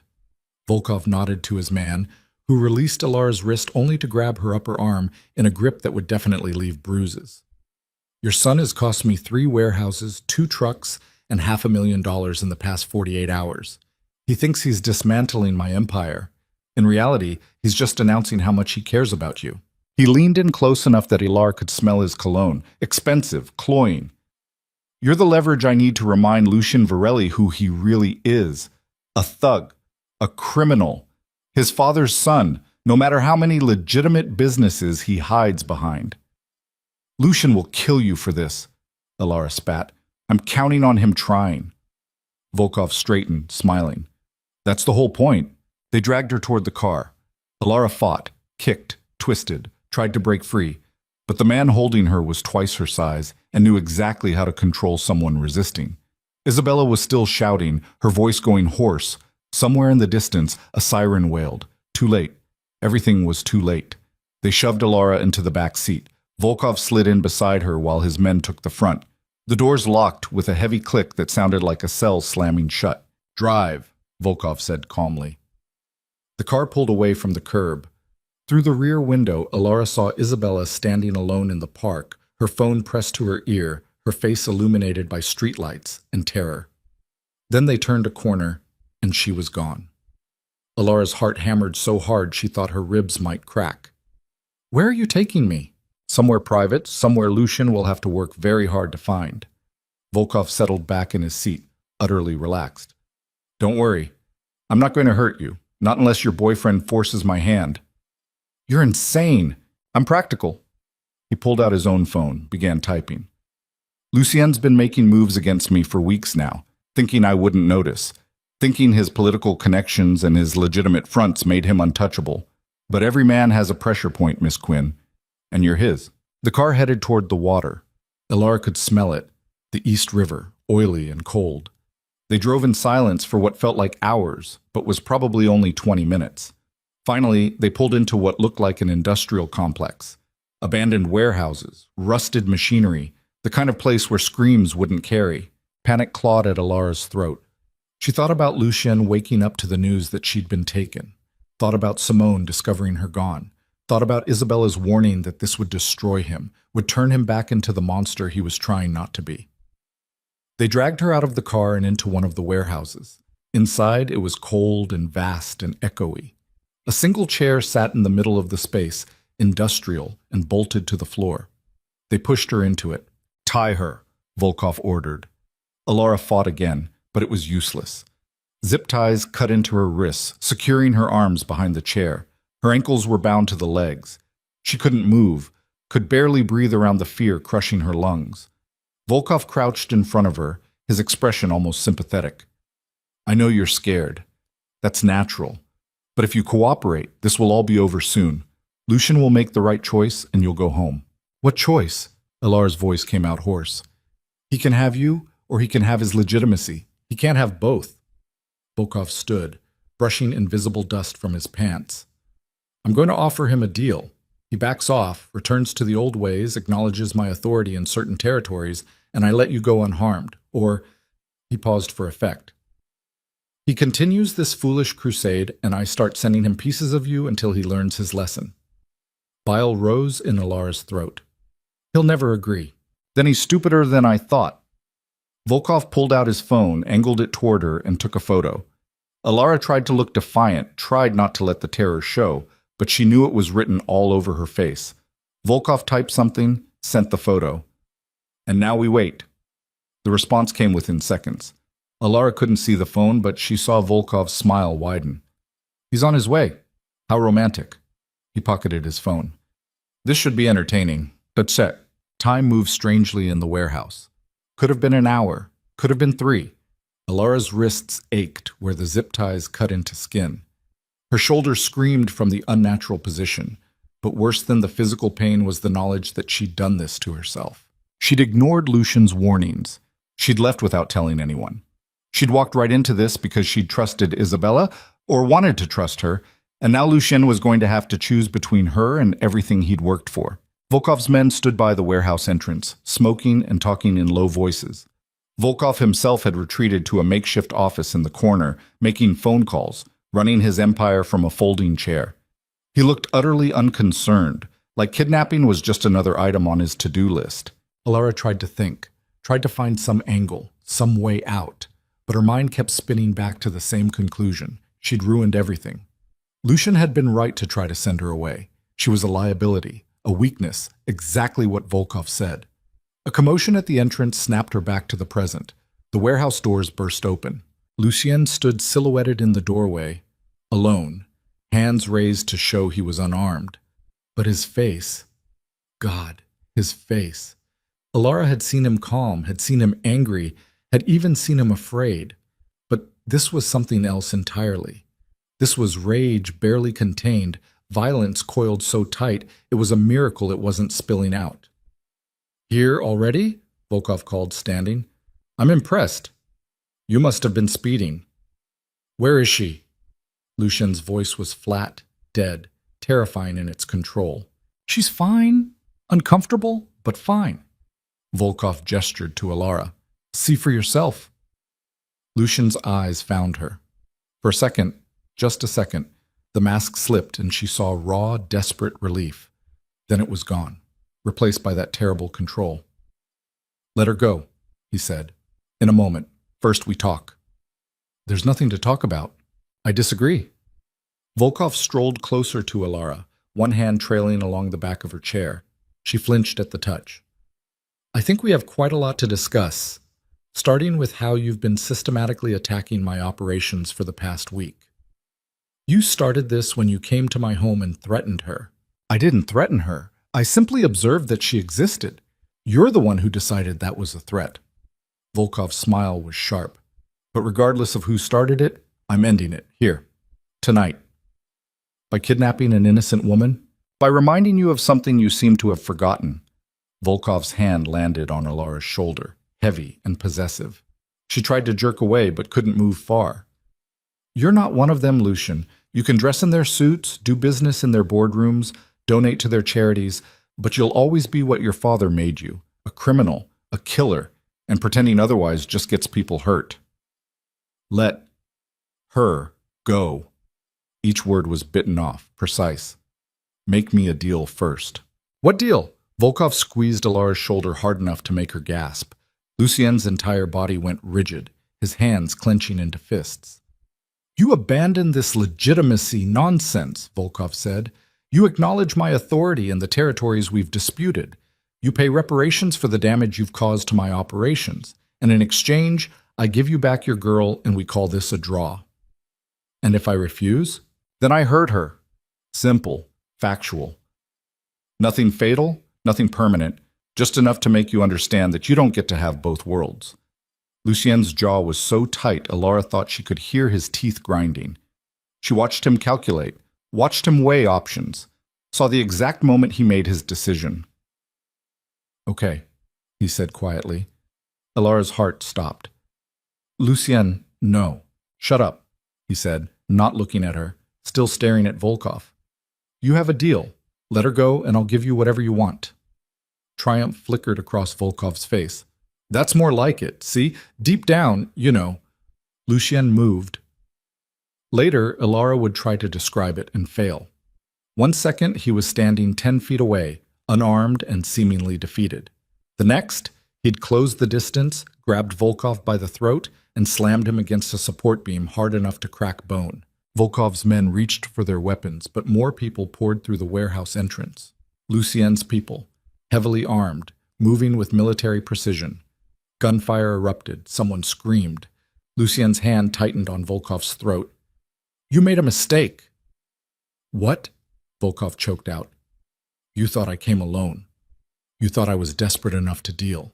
Lucien's voice was ice and venom. "But the only reason I'm here is to watch you die." More gunfire, shouts, the sharp crack of bone breaking. Alara couldn't see it all. Her chair faced the wrong direction, but she could hear it, could smell the cordite and blood. Lucien released Volkov, who crumpled to the ground, gasping. Then Lucien was crossing to Alara, pulling a knife from somewhere and cutting through the zip ties with quick, efficient movements. "I've got you," he said, and his voice was different now, gentle, almost broken. "I've got you. You're okay. I'm sorry. I'm so sorry." Her hands came free, her ankles. Lucien pulled her up and into his arms, and she was shaking so hard her teeth chattered. He held her like she might disappear, his face buried in her hair. "I told you to stay with Simone," he said roughly. "I told you, I know, I'm sorry.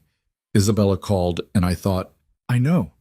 She called me after Volkov took you, screaming, crying, blaming herself." His arms tightened. "This is my fault. I should have—" An explosion of movement behind them. Alara caught a glimpse of Volkov lunging to his feet, gun in hand, aimed directly at Lucien's back. She didn't think. She pushed Lucien aside, hard, and the gunshot was deafening in the warehouse. Pain bloomed in her side, white-hot and devastating. She went down hard, the concrete cold against her cheek. Everything slowed down. Lucien was shouting her name. Someone else was shooting. Volkov. Where was Volkov? More gunshots. Final, definitive. Then silence, except for ringing ears and someone's ragged breathing. Lucien's hands were on her, turning her over, pressing against her side where the pain was. "No, no, no, Alara. Stay with me. Look at me."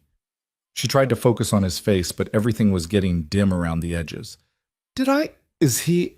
He's dead. You're okay. You're going to be okay. I need you to stay awake." His voice cracked. "Don't you fucking die on me. Do you hear me? Don't you dare." "Hurts," she managed. "I know, baby. I know. Help is coming. Just stay with me." His hand was slick with her blood, pressed hard against the wound. She could feel the wetness spreading, warm and wrong.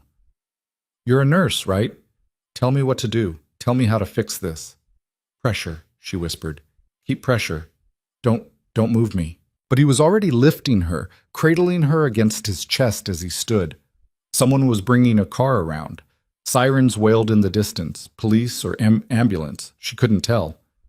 "I love you," Lucien was saying, over and over like a prayer or a curse. "I love you. You're not dying. I won't let you die. Just stay awake. Keep your eyes open." Alara tried. She really did. But the darkness was so heavy, and she was so tired, and Lucien's voice was getting farther away even though he was right there holding her. The last thing she heard before everything went black was him screaming for a medic. Then nothing. Consciousness returned in pieces. White ceiling tiles, the steady beep of monitors, antiseptic smell. Pain, muted, distant, wrapped in pharmaceutical cotton. Hospital. Alara tried to sit up and immediately regretted it. Fire lanced through her side, sharp enough to steal her breath. "Don't move," Lucien's voice rough with exhaustion. He was beside her bed, unshaven, still wearing clothes stained with what might be blood, hers, probably. "You had surgery. Bullet hit your spleen. They had to remove it." She turned her head to look at him. He looked wrecked, eyes hollow, face pale, hands shaking slightly where they gripped the edge of her bed. "Volkov?" she croaked. "Dead. I put 3 bullets in him myself after you—" He broke off, pressing the heels of his hands to his eyes. "Jesus Christ, Alara. You pushed me out of the way. You took a bullet meant for me." Seemed like... She had to pause for breath. Seemed like the thing to do. It was the stupidest, bravest thing I've ever seen. His voice broke completely. "You almost died. Your heart stopped in the ambulance. They had to—" He couldn't finish. Alara reached for his hand with her good arm. He grabbed it like a drowning man grabbing a rope. "I'm okay," she said. You're not. You're in a hospital bed missing an organ because of me. Because of Volkov. Because I dragged you into my world. The anguish in his voice was raw, bleeding. My mother was right. Isabella called me after Volkov took you, told me what she'd said to you about running, about how I'd destroy myself trying to save you. She was wrong. Was she? Lucian looked at her with red-rimmed eyes. I killed 6 men tonight, Ilara. Shot them without hesitation. Would have killed more if they'd been there. I became exactly what I've been trying not to be, all because Volkov took you.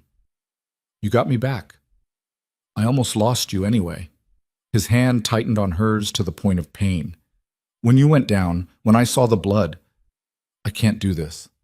I can't watch you die because of my choices. Dread, cold and sharp, cut through the medication fog.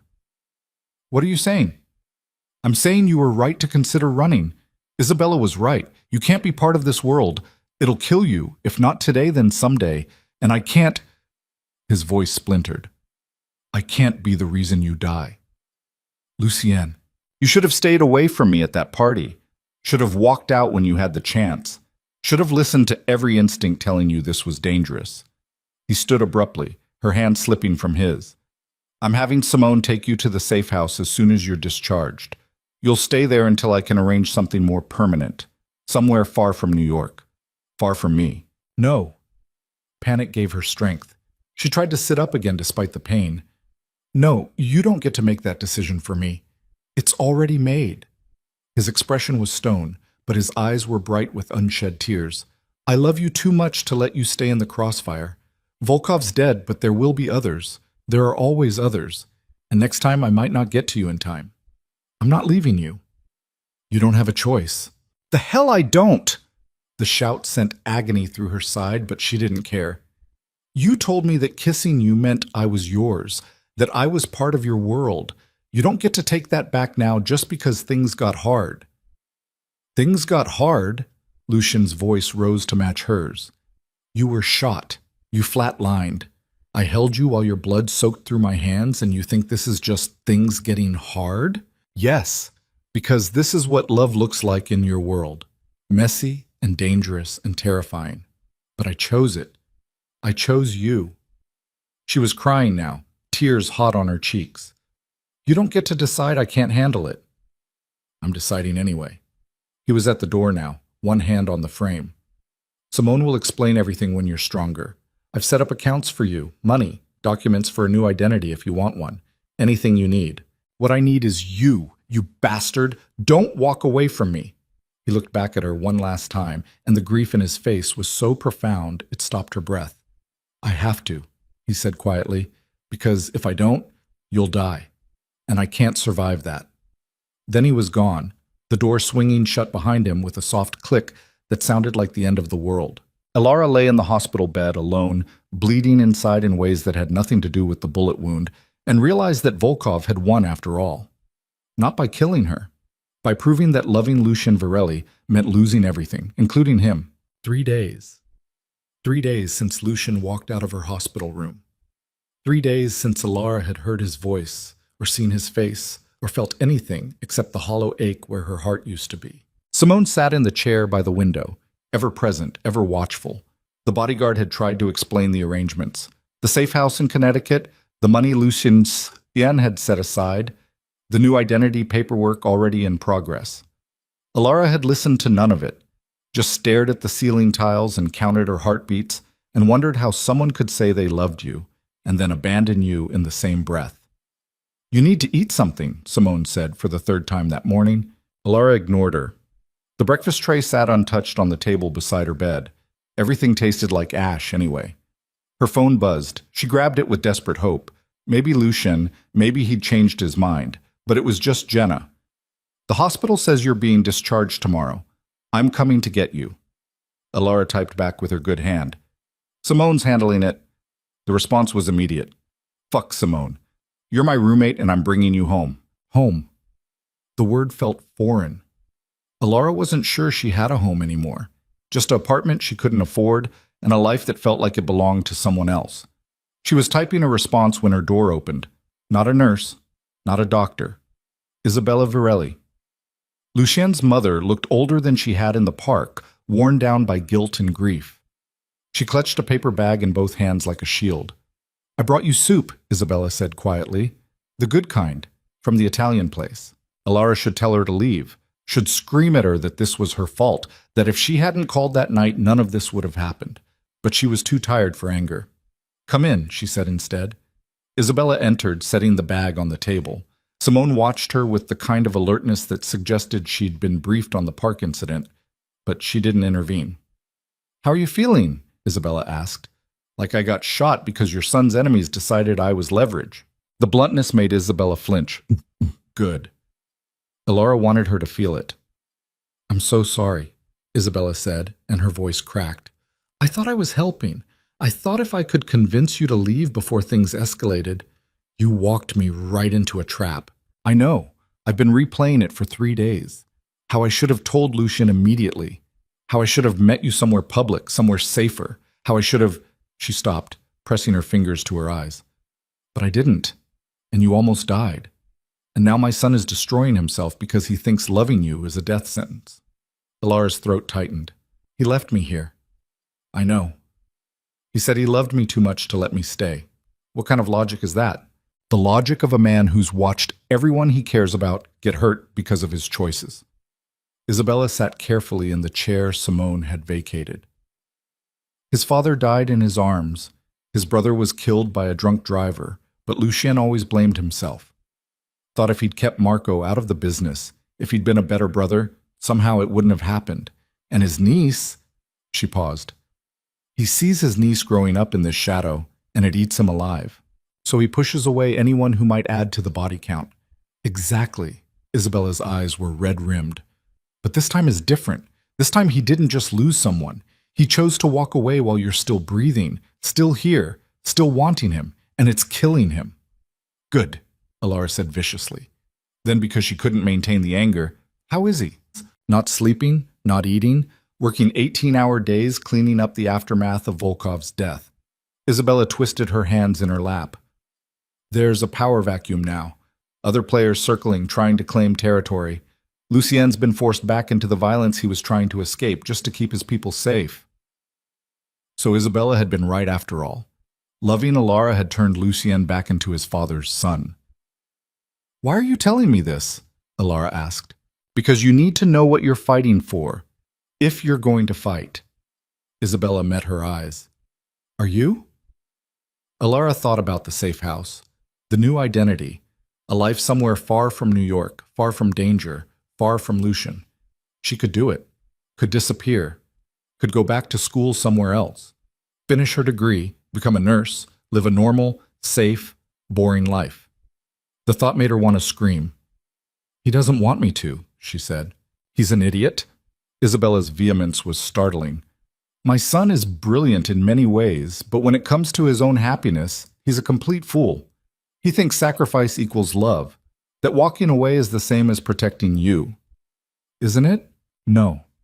It's just cowardice dressed up as nobility." Isabella leaned forward. "You want to know what real protection looks like? It's teaching you how to defend yourself. It's building a life strong enough to withstand threats. It's fighting beside you, not fighting for you from a distance."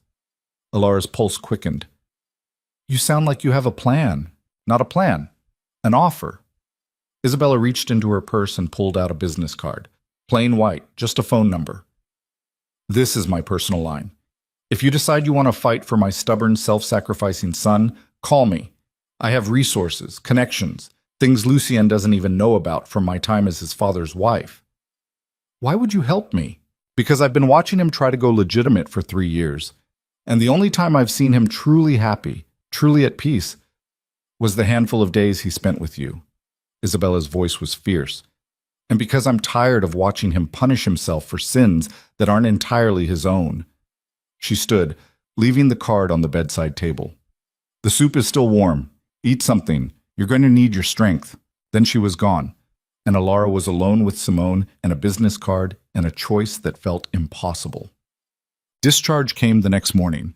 Jenna arrived with a duffel bag of clean clothes and an expression that dared anyone to tell her she couldn't take her roommate home. Simone tried to argue protocol, but Jenna had apparently reached her limit on taking orders from Lucien. Yen's people. She's coming with me, Jenna said flatly. If you have a problem with that, you can take it up with her, but I'm not leaving without her. Alara, dressed in sweatpants and a shirt that didn't press against her bandages, looked at Simone. It's okay. I'll call if I need you. The bodyguard's jaw tightened, but she nodded. Mr. Varelli isn't going to like this. Mr. Varelli doesn't get a vote anymore, Jenna snapped. The ride back to the apartment was quiet. Jenna helped Alara up the 4 flights. The elevator was still broken, of course, and settled her on the couch with pillows and blankets and a fierceness that made Alara's eyes sting. I'm sorry, Alara said. For what? For not listening. For getting involved with him in the first place. Stop. Jenna sat beside her, careful not to jostle her side. You fell in love. That's not something to apologize for, even if the guy is a dramatic asshole with a messiah complex. Despite everything, Alara laughed. It hurt her side, but felt good anyway. So what now? Jenna asked. Are you taking the safe house deal? Alara thought about Isabella's card, burning a hole in her pocket. I don't know. Well, you don't have to decide today. Today, we're going to watch terrible reality TV and eat ice cream and pretend that mobsters and gunshot wounds and star-crossed love affairs don't exist. It was a good plan. They made it almost 2 hours before someone knocked on the door. Jenna checked the peephole and went rigid. You've got to be kidding me. She yanked the door open. Isabella stood in the hallway, not alone this time. Beside her was a young woman, early 20s, petite, with Lucien's dark eyes and a 7-year-old girl clutching her hand. I'm Marco's widow, the young woman said without preamble. Angela, this is Sophie. We need to talk to Alara. Jenna looked back at Alara, eyebrows raised in a silent question. Alara nodded, and Jenna stepped aside. Sophie, Lucien's niece, made a beeline for the couch, scrambling up beside Alara with the fearlessness of a child who'd been told she was welcome. Uncle Luke is sad, she announced. Nonna says it's because of you. Sophie, Angela said sharply. Well, she did. The girl fixed Alara with a solemn stare. He won't play dinosaurs with me anymore. He just works all the time and looks tired. Alara's chest ached. I'm sorry. Do you love him? Sophie asked, with the blunt honesty only children possess. Sophie, that's not appropriate, Angela started, but Alara cut her off. Yes, she said, looking at this little girl who represented everything Lucien was trying to protect. I love him very much. Then why aren't you with him? Because he thinks it's safer for me if we're apart. Sophie considered this with the gravity of someone much older. That's stupid. You're safer together. Haven't you seen The Lion King? Despite the situation, Angela cracked a smile. We've been watching a lot of Disney lately. Uncle Luke is Simba, Sophie continued, warming to her theme, and you're Nala. And Nala doesn't run away just because the hyenas are scary. She stays and fights with Simba. She's not wrong, Isabella said quietly. Metaphorically speaking, Alara looked at these 3 women, 4 counting Jenna, who'd invaded her apartment with their opinions and their determination and their absolute refusal to let her disappear quietly. Why are you all here? She asked. Because Lucien is an idiot, Angela said bluntly. And because we're tired of watching him suffer for some misguided idea of protecting you. He's trying to do the right thing. The right thing would be trusting you to make your own choices. Isabella moved closer. He's so busy being noble that he's not seeing what's right in front of him. You're not some fragile civilian who needs to be locked away.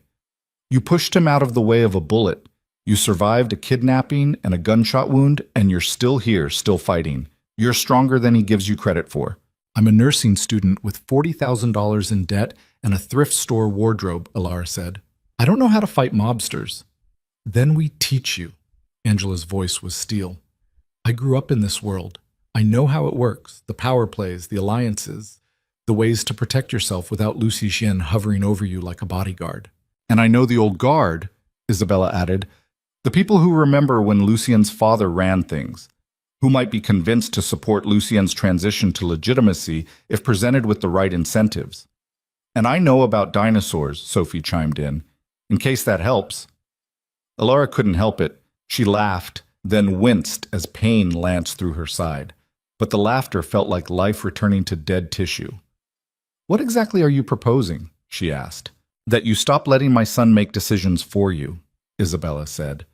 "That you take control of your own story, and that you show him, show everyone, that being with you doesn't make him weaker. It makes him stronger." "How?" The three women exchanged glances. Then Isabella pulled out her phone and made a call. "Marcus? It's Isabella Varelli. I need you to set up a meeting." "No, not with Lucienne, with the council. Yes, I'm aware it's unorthodox. Because I'm invoking my rights as Joseph Varelli's widow, and unless the bylaws have changed in the past 3 years, I still have a voice in family matters. Tomorrow night. And Marcus? Tell them I'm bringing a guest." She hung up and looked at Alara. "Tomorrow night, the council meets to discuss the power vacuum left by Volkov's death, and to determine whether Lucian maintains control of the family operations during his transition to legitimacy. They're going to vote on whether to support him or install someone more traditional." "What does that have to do with me?" "Everything. Because I'm going to bring you to that meeting, and you're going to show them exactly why Lucian Varelli is strong enough to lead in both worlds." Alara's heart hammered. "That's insane." "Probably," Isabella agreed. "But it's also the only way to prove to Lucian, and to yourself, that you belong in his life. Not hidden away, not protected from a distance. Right there beside him, facing down the same threats, making the same choices." "He'll be furious." "Oh, he'll be apoplectic," Angela said with a grin. "Which is how you'll know it's working." Alara looked at Jenna, who'd been silent through all of this. Her roommate shrugged. "I think you're all completely out of your minds," Jenna said. "But I also think that if you're going to do this, if you're really going to fight for him, then you should go all in. No halfway measures, no safe houses or new identities. Just you, terrifying and stubborn, showing up where you're not supposed to be and refusing to leave." Sophie nodded seriously. "Like Nala." "Exactly like Nala," Jenna agreed. Alara thought about Lucian's face the last time she'd seen him. The grief and the love and the absolute certainty that he was doing the right thing by walking away. She thought about living the rest of her life wondering what would have happened if she'd fought harder, if she'd refused to accept his sacrifice. She thought about the moment in that warehouse when she'd pushed him aside, when instinct had overridden self-preservation, when love had been stronger than fear. "Okay," she said. "I'm in. What do I need to know?" Isabella's smile was sharp and satisfied. "First, we need to get you a dress. Something that says, 'I survived your worst and I'm still standing.' Second, we need to teach you the power structure, who's loyal to Lucian, who's on the fence, who's actively working against him. Third, I need to learn how to walk into a room full of criminals and not look terrified," Alara finished. "Oh, you can look terrified," Angela said. "You just can't act terrified. There's a difference." Over the next 24 hours, Alara received a crash course in surviving Lucian's world.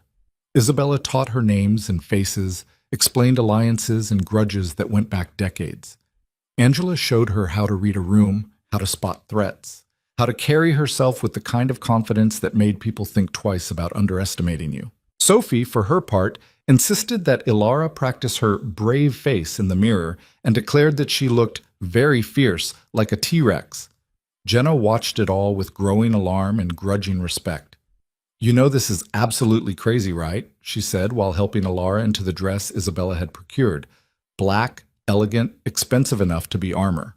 "Completely," Alara agreed. The dress fit perfectly despite the bandages underneath.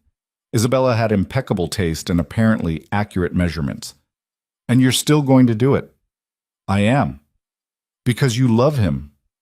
"Because I love him," Alara confirmed. "And because he's wrong about me needing to be protected, about us being safer apart, about sacrifice being the same as love." Jenna helped zip up the back of the dress, careful around the healing wound. "For what it's worth, I think you're either the bravest person I've ever met or the stupidest. Haven't decided which yet." "Can I be both?" "Apparently that's your thing now."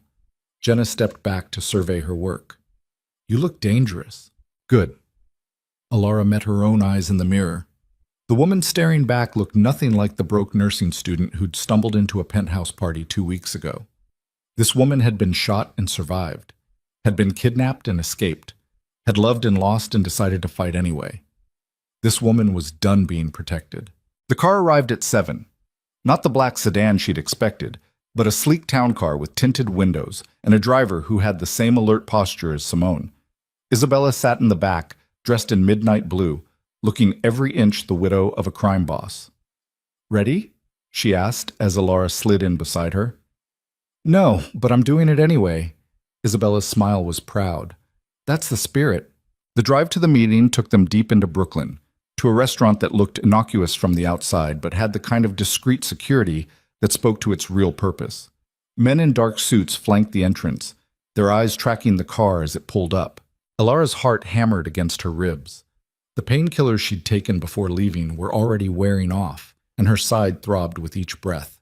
But she forced herself to move smoothly as she exited the car, to walk with Isabella's same measured grace despite the pain. The men at the door recognized Isabella and stepped aside without question. Inside, the restaurant was closed to the public, tables pushed to the walls to create space for the gathering in the center. 20 men, maybe more, sat in a rough circle. Their ages ranged from 30s to 80s, their faces hard with the kind of experience that came from surviving in a world where mistakes were fatal. And at the head of the circle, looking like he'd been carved from ice, sat Lucien Yen. He saw her immediately. His entire body went rigid, his eyes widening with shock that quickly morphed into fury. He started to rise, his mouth opening to speak or shout, but Isabella raised a hand.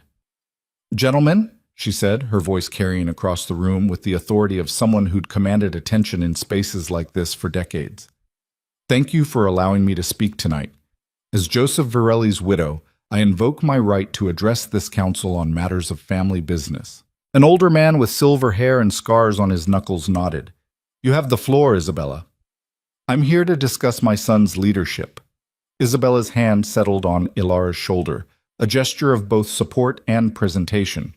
Specifically, whether his choice to pursue legitimacy represents weakness or evolution. Murmurs rippled through the room. Lucien's jaw was clenched so tight, Ilara thought she could hear his teeth crack from across the space. "Many of you believe that going legitimate is tantamount to surrender," Isabella continued, "that it represents abandonment of the old ways, the traditions that built this organization, and you're concerned that my son's personal attachments make him vulnerable to exploitation." She paused, letting the words settle. Ilara could feel eyes on her, assessing, calculating, judging. "But I would argue the opposite," Isabella said.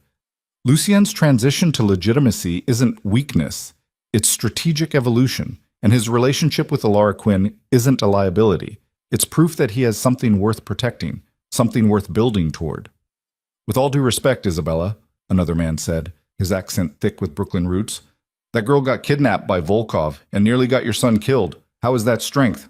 "She got kidnapped because she represents something Volkov couldn't understand," Isabella shot back. "The possibility of a different future. And when Volkov tried to use her as leverage, what happened?"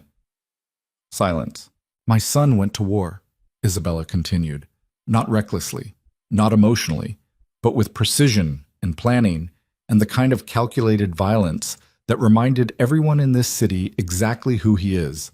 And when that battle culminated in a warehouse in Red Hook, this young woman, she squeezed Ilara's shoulder, pushed him out of the way of a bullet and took it herself. "Tell me, gentlemen, how many of your associates would sacrifice themselves for you?" More murmurs. Eyes that had been dismissive were now curious, reassessing. Lucien stood. "Mother, stop. This isn't—" "Sit down, Lucien." Isabella's voice cracked like a whip. "You've had your say. You've made your choices. Now it's time to let others make theirs." Lucien remained standing, his eyes locked on Ilara. She could see the war in his face, anger and fear and desperate love all fighting for dominance. She wanted to go to him, to explain, to make him understand.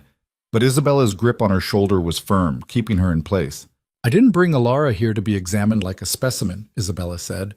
"I brought her here to demonstrate that my son's strength doesn't come from isolation or emotional detachment. It comes from having something worth fighting for, someone worth building a better world for." "Pretty speech," the silver-haired man said. "But Volkov's dead and his organization is fractured. There are at least 3 different groups trying to claim his territory. We need strong leadership right now, not romantic ideals." "Then you have it," a new voice said from the doorway. Everyone turned. Simone stood there, flanked by two other operatives Alara didn't recognize. Behind them, a line of men in dark suits filed in. Lucien's people, she realized. His soldiers, his loyalists, the infrastructure he'd been building for years. While this council has been debating, Simone continued, Mr. Varelli has been acting. In the past 72 hours, he's secured alliances with two of the three groups vying for Volkov's territory. The third has agreed to a non-aggression pact. He's consolidated his legitimate holdings, shored up his political connections, and positioned himself to control the transition without a single shot fired. She pulled out a tablet, began displaying documents on a screen that lowered from the ceiling. Financial statements, contracts, agreements signed and sealed. This is what strength looks like in the modern age, Simone said. Not just muscle and violence, but strategy and infrastructure. Mr. Varelli hasn't abandoned the old ways. He's mastered them and then transcended them. And he did it while grieving, while terrified for the woman he loves, while being second-guessed by this council. The room had gone quiet. Even the skeptics looked impressed, despite themselves. Lucien was staring at the screen, his expression unreadable. Then he looked at Simone. You were supposed to be protecting Alara. I was. I am. Simone met his eyes without flinching. But I'm also smart enough to recognize when someone doesn't need protecting the way you think they do. Miss Quinn doesn't need a bodyguard to hide behind, sir. She needs a partner who trusts her to stand beside him. Lucien's gaze shifted to Alara. She felt the weight of it, the intensity, the barely controlled emotion. You shouldn't be here, he said, his voice rough. Neither should you, Alara shot back. You should be at my apartment, arguing with me in person, instead of making decisions for me through intermediaries. I'm trying to keep you safe. By breaking both our hearts? Great plan. A ripple of surprise went through the council. Apparently people didn't usually talk to Lucien Varelli like that. Good. Alara was done caring about protocol. She stepped forward, ignoring Isabella's hand falling away, ignoring the pain in her side, ignoring everything except the man in front of her. You told me that kissing you meant I was part of your world, she said, and her voice didn't shake even though her legs felt like water. You said I was yours. You don't get to take that back because things got hard. You were shot. I was shot protecting you. My choice, my decision. And you've spent 3 days acting like that was something done to me instead of something I chose. She was close enough now to see the stubble on his jaw, the exhaustion in his eyes, the way his hands were clenched at his sides like he was physically restraining himself from reaching for her. I'm not going to apologize for loving you enough to take a bullet. And I'm not going to let you punish us both for it. Alara, his voice cracked on her name. I know you're scared, she continued, softer now. I know you've lost people. I know you think keeping me at a distance will keep me safe. But Lucien, I'm already in this. Volkov's dead, but your world still exists. And whether I'm in Connecticut hiding or here beside you, that doesn't change. The only difference is whether I'm facing it alone or with you. The room had faded away. There was only him, only them, only this moment balanced on a knife's edge. I can't lose you, Lucien said, and there was so much pain in those 4 words that Alara's eyes stung. Then stop pushing me away. He moved, fast, decisive, closing the distance between them and cupping her face in his hands. His thumbs brushed her cheekbones, his eyes searching hers like he was looking for permission or forgiveness or both. If I let you stay, he started. Not if? When? She covered his hands with hers. When you let me stay, we do this together. No more making decisions for me. No more noble sacrifices. Just us, figuring it out as we go. That's terrifying. I know. She smiled despite the tears streaming down her face. But I'm braver when I'm with you. And I think you're braver when you're with me, too. Someone in the council cleared their throat pointedly. Lucien glanced around as if suddenly remembering they had an audience. His expression shifted from vulnerable to guarded so fast it was like watching a mask slam into place. But he didn't let go of Alara. Gentlemen, he said, his voice steady and commanding. You wanted to know if I'm strong enough to lead this family through transition, if my personal life makes me vulnerable. He pulled Alara closer, his arms settling around her waist with a possessiveness that made her breath catch. Here's your answer. I'm stronger with her than I've ever been alone. And if any of you think you can use her to control me, you're welcome to try. But know that the last man who made that mistake is currently occupying a refrigerated drawer at the city morgue. The threat hung in the air, clear and sharp. No one spoke. I'm going legitimate, Lucian continued, with or without this council's support, but I'd prefer to do it with your cooperation because I'm not interested in unnecessary bloodshed. So you have a choice. Support the evolution, profit from the new opportunities it creates, and help me build something that doesn't require our children to choose between power and prison.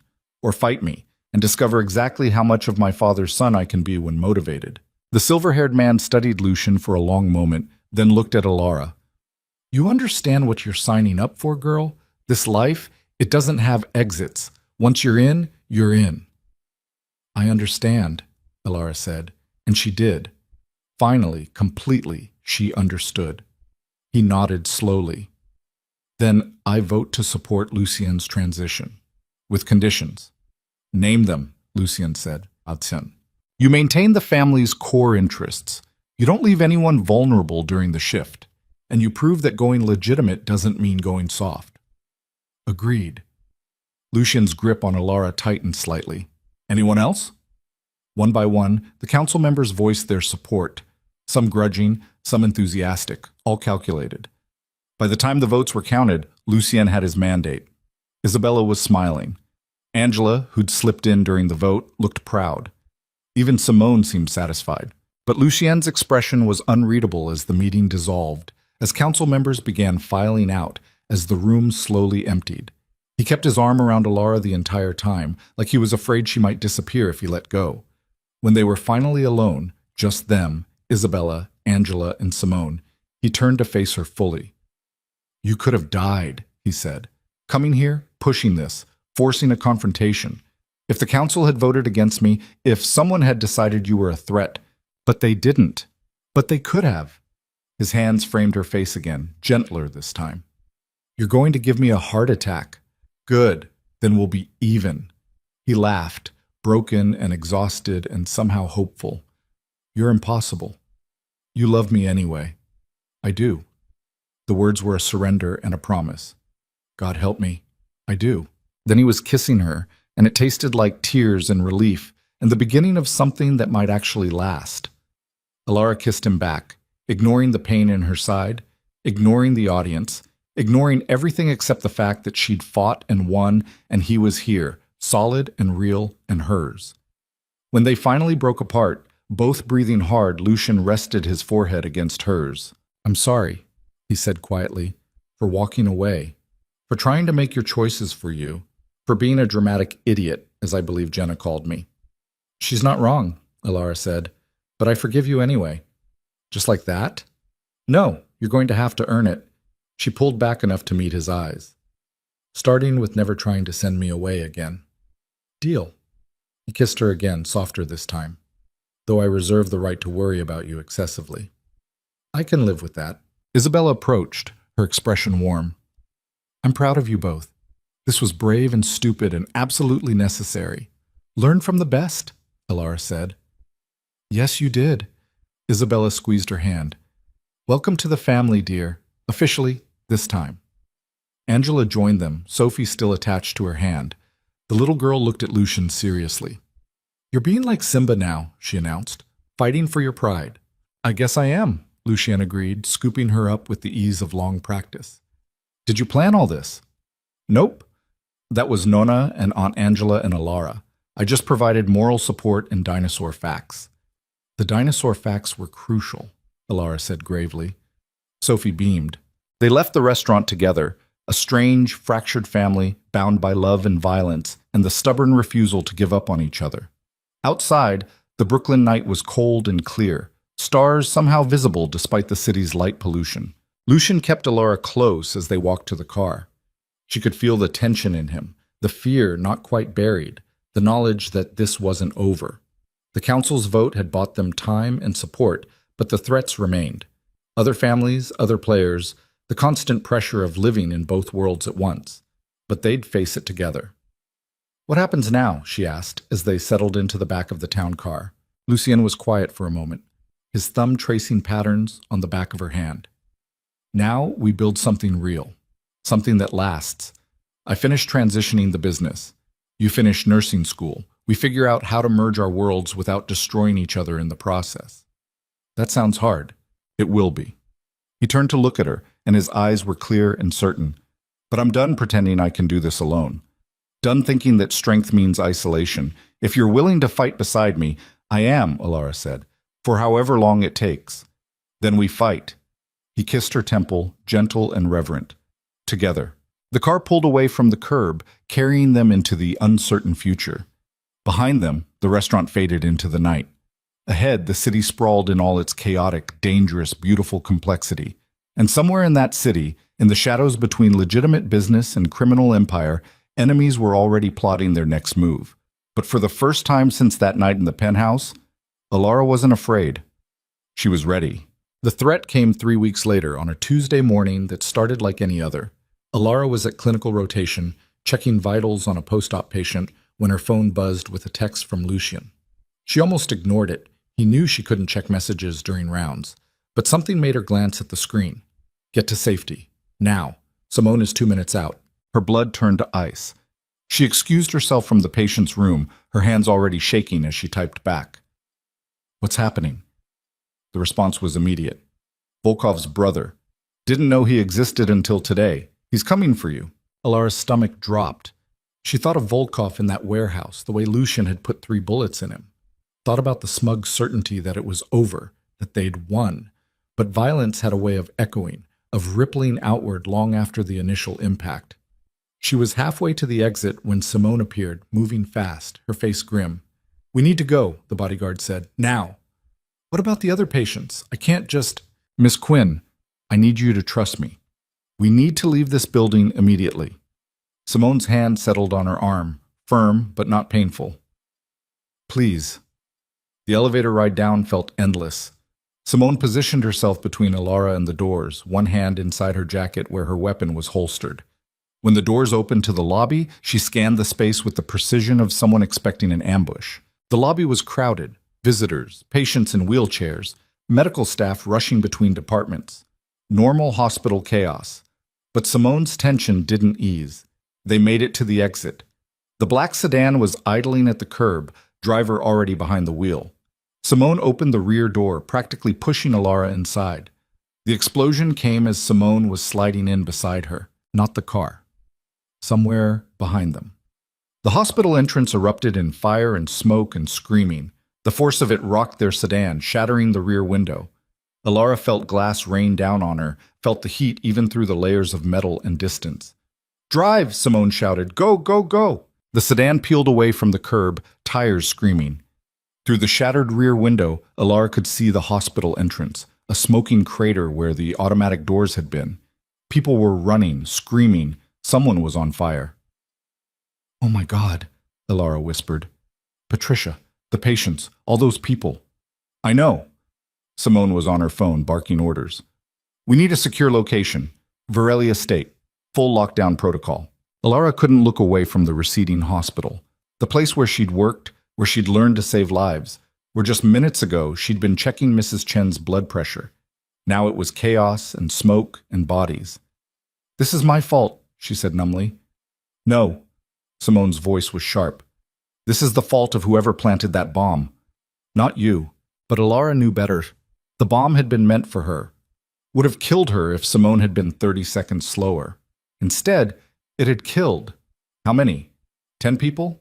20? All because someone wanted revenge for Adrian Volkov's death. The sedan raced through Manhattan traffic, running red lights, weaving between cars. Alara's phone buzzed continuously, Lucien calling, texting, desperate. She answered with shaking hands. Are you hurt? His voice was ragged. No, Simone got me out. But, Lucien, the hospital. I know. I'm watching the news. Emergency services are responding. A pause filled with things he wasn't saying. I'm so sorry. I should have known.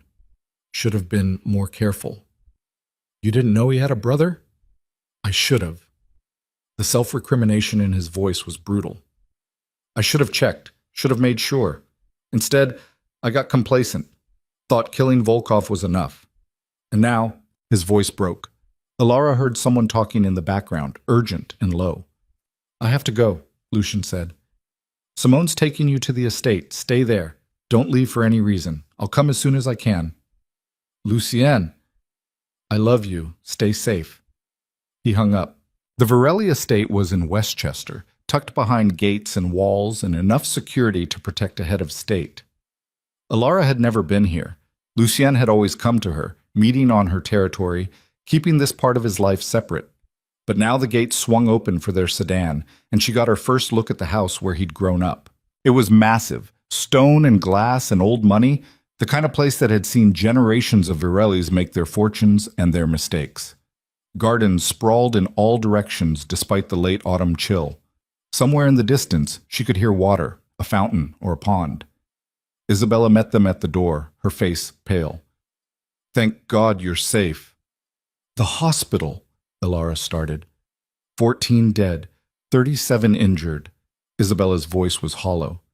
Including 2 nurses from your unit. Alara's legs gave out. She sat down hard on the marble entryway floor, her vision tunneling. Patricia. Had Patricia been one of them? Mrs. Chen? The post-op patient she'd been checking on? Isabella knelt beside her, hands gentle on her shoulders. Breathe, dear, just breathe. This is my fault. No. This is the fault of monsters who use innocent people as weapons. Isabella's voice hardened. And Lucien is going to make sure they pay for it. Angela appeared with Sophie, who immediately ran to Alara and threw her small arms around her neck. The girl didn't say anything, just held on tight, and somehow that made it worse. Even a 7-year-old understood that the world was breaking apart. They moved to a sitting room, all antique furniture and oil paintings, and the weight of history. Simone stationed herself by the window, ever watchful. Angela made tea that no one drank. Isabella made phone calls in low, urgent tones, and Alara sat on a velvet couch with Sophie curled against her side and watched the news coverage of the hospital bombing on a tablet someone had handed her. The death toll climbed to 16, then 18. The injured count kept rising. She recognized faces in the crowd shots, doctors she'd worked with, patients she'd treated. The hospital entrance was completely destroyed.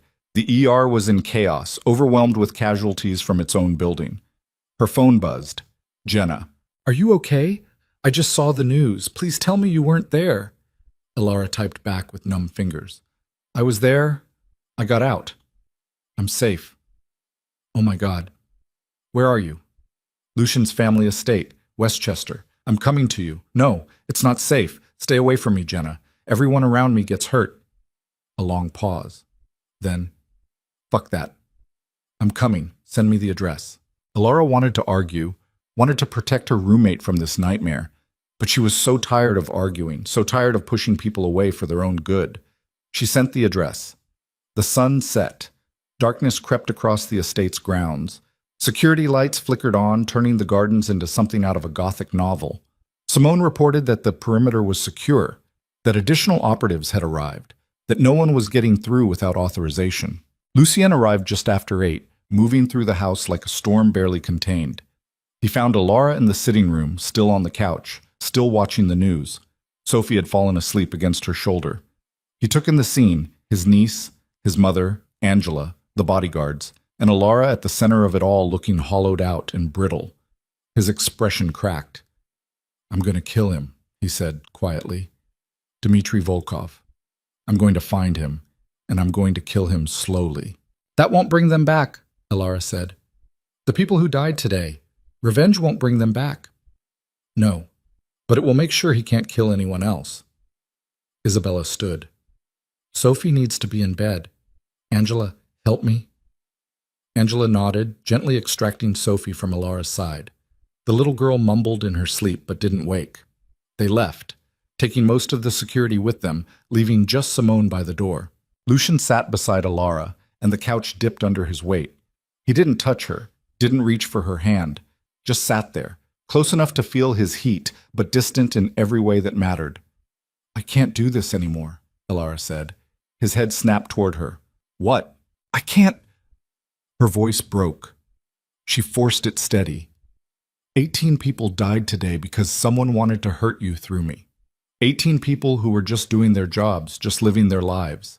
And they're dead because I fell in love with you. Ilara, no. Listen. She finally looked at him, and the pain in his face was almost unbearable. You were right. Back in the hospital when you said I should go to the safe house. You were right, and I was too stubborn to see it. I thought I could be brave enough, strong enough. I thought love was enough. But it's not. It's never enough when the cost is other people's lives. You can't leave. The words came out desperate, raw. Not now, not after everything. I have to, because the alternative is watching more people die. And I can't carry that, Lucien. I'm not strong enough. He reached for her then, his hands framing her face, forcing her to meet his eyes. You're the strongest person I know. You took a bullet for me. You faced down a council of criminals. You've survived things that would have broken most people. And how many more will die before this is over? Tears streamed down her face, hot and bitter. How many more funerals will we attend? How many more families will we destroy? I don't know. The honesty cut deep. But I know that if you leave, Dmitry Volkov wins. He wants us broken. He wants you running. He wants to prove that love is weakness and isolation is strength. If you go, you're giving him exactly what he wants. Maybe he's right. The words tasted like ash. Maybe love is weakness. Maybe we're both too damaged to be together without collateral damage. Lucian's hands dropped. He looked at her like she'd put a knife in his chest. You don't mean that? I don't know what I mean anymore. Ilara stood, needing distance. All I know is that people keep getting hurt, and I can't be the reason for that anymore. She walked out of the sitting room, through hallways lined with portraits of dead Varelis, and found herself in a library that smelled like leather and old paper. She collapsed into a chair by the window and let herself break apart. The crying came in waves, violent and consuming. She cried for the nurses who'd died, for the patients caught in the blast, for Patricia who might be dead, and Mrs. Chen who might be dead, and every single person whose only crime was being in the wrong place when someone wanted revenge. She cried for Lucien, who she loved with a desperation that scared her. And she cried for herself, for the nursing student who just wanted to help people and had somehow ended up at the center of a war. A hand settled on her shoulder. She looked up, expecting Isabella or Angela. But it was Jenna, her eyes red-rimmed, her face set with determination. How did you... Talked my way past security. Told them I was your sister. Jenna pulled up another chair. You look like hell. 18 people died today because of me. 18 people died because a psychopath planted a bomb. That's not on you. It might as well be. If Lucien and I... Stop. Jenna's voice was firm. You're spiraling. I get it, but you're not responsible for the actions of a terrorist. You're just not. Tell that to their families. Okay. Let's say you're right. Let's say this is somehow your fault. Jenna leaned forward. What's your plan? Leave Lucien, hide somewhere, live the rest of your life wondering if Dmitry Volkov is still out there, if he's moved on to other targets, if your running accomplished anything except breaking your own heart? At least I wouldn't be the direct cause of more deaths. You really believe that? That walking away makes you less culpable? Jenna shook her head. Ilara, you're the most committed person I know. You don't do anything halfway. You became a nurse because you wanted to save lives. You fell for Lucien because he needed someone to believe he could be better. And now you want to run because the consequences got too real. That's not the person I know. Maybe that person died today. Bullshit. Jenna grabbed her hands, held them tight. That person is right here, hurt and scared and traumatized, but still here, still fighting. You just have to decide what you're fighting for. Before Ilara could respond, Simone appeared in the doorway. Her face was grim. We have a problem. Ilara's stomach dropped. What kind of problem? Dmitry Volkov just released a statement. He's claiming responsibility for the bombing, and he's issued a challenge, Mr. Varelli, in person, at a location of Volkov's choosing, tonight, or he bombs another hospital tomorrow. The room spun. Ilara stood, her legs shaky. He can't. Lucien can't go. It's obviously a trap. Of course it's a trap. Lucien's voice came from behind Simone. He stepped into the library. his expression carved from ice. But I don't have a choice. You always have a choice. Not when the alternative is more innocent people dying. He moved closer, and she could see the resignation in his eyes, the acceptance. He's picked a warehouse in Red Hook, public enough that he can't just execute me without witnesses, private enough for a confrontation. He wants this to be theater, a public demonstration that he's avenged his brother. Then let the police handle it, the FBI, someone. By the time they mobilize, he'll have triggered another bomb. You know that. Lucian's voice was gentle but unyielding. This is the only way to end it. The only way to end it is you dying, Alara's voice rose. You're walking into an execution, Lucian. He's not going to let you walk out. Probably not. The calm acceptance in his voice was worse than fear. But if it stops him from killing more people, if it protects you and my family, then it's worth it. No, absolutely not. Alara was in front of him now, gripping his shirt. You don't get to martyr yourself. You don't get to, after everything we've been through, everything we've fought for, you don't get to just give up. I'm not giving up. I'm making a choice. His hands covered hers. The same choice you made in that warehouse when you pushed me out of the way of a bullet. Sometimes love means sacrifice. And sometimes sacrifice is just suicide with better PR. Alara's voice cracked. Please don't do this. He pulled her close, his arms tight around her. She could feel his heartbeat, steady and sure, and the thought that it might stop tonight made her want to scream. I love you, he said into her hair, more than I thought I could love anyone. And I need you to know that every moment with you has been worth it. Worth the danger, worth the fear, worth all of it. Stop talking like you're already dead. I'm talking like a man who wants to make sure the woman he loves knows exactly how he feels. He pulled back enough to look at her. If I don't come back, you're coming back. If I don't come back, I need you to live. Really live. Finish school. Become the nurse you were meant to be. Save lives. Be happy. Don't let my death define you. Stop it. She was crying again, violent sobs that shook her entire body. Just stop. I can't lose you. Not now. Not like this. I know. He kissed her, and it tasted like goodbye and forever and every beautiful, terrible thing they'd shared. But you might have to. He released her, stepping back. Simone was waiting by the door along with 3 other operatives Alara hadn't noticed arrive. They were armed, armored, ready for war. I'm coming with you, Alara said. Absolutely not. You don't get to make that choice for me. Not anymore. She wiped her face, forced steel into her voice. If you're walking into a trap, then I'm walking into it with you. That's non-negotiable. Alara, you said we do this together. You promised. So either we both go or neither of us does. Lucien looked at Simone, who shrugged. She's right, sir. You did promise. He closed his eyes briefly, and Alara could see the war playing out behind them. Keeping her safe versus keeping his word. Protection versus partnership. Fine, he said finally, but you stay behind me at all times. You do exactly what Simone tells you, and if things go sideways, you run. Promise me. I promise. A lie, but a necessary one. They prepared in silence.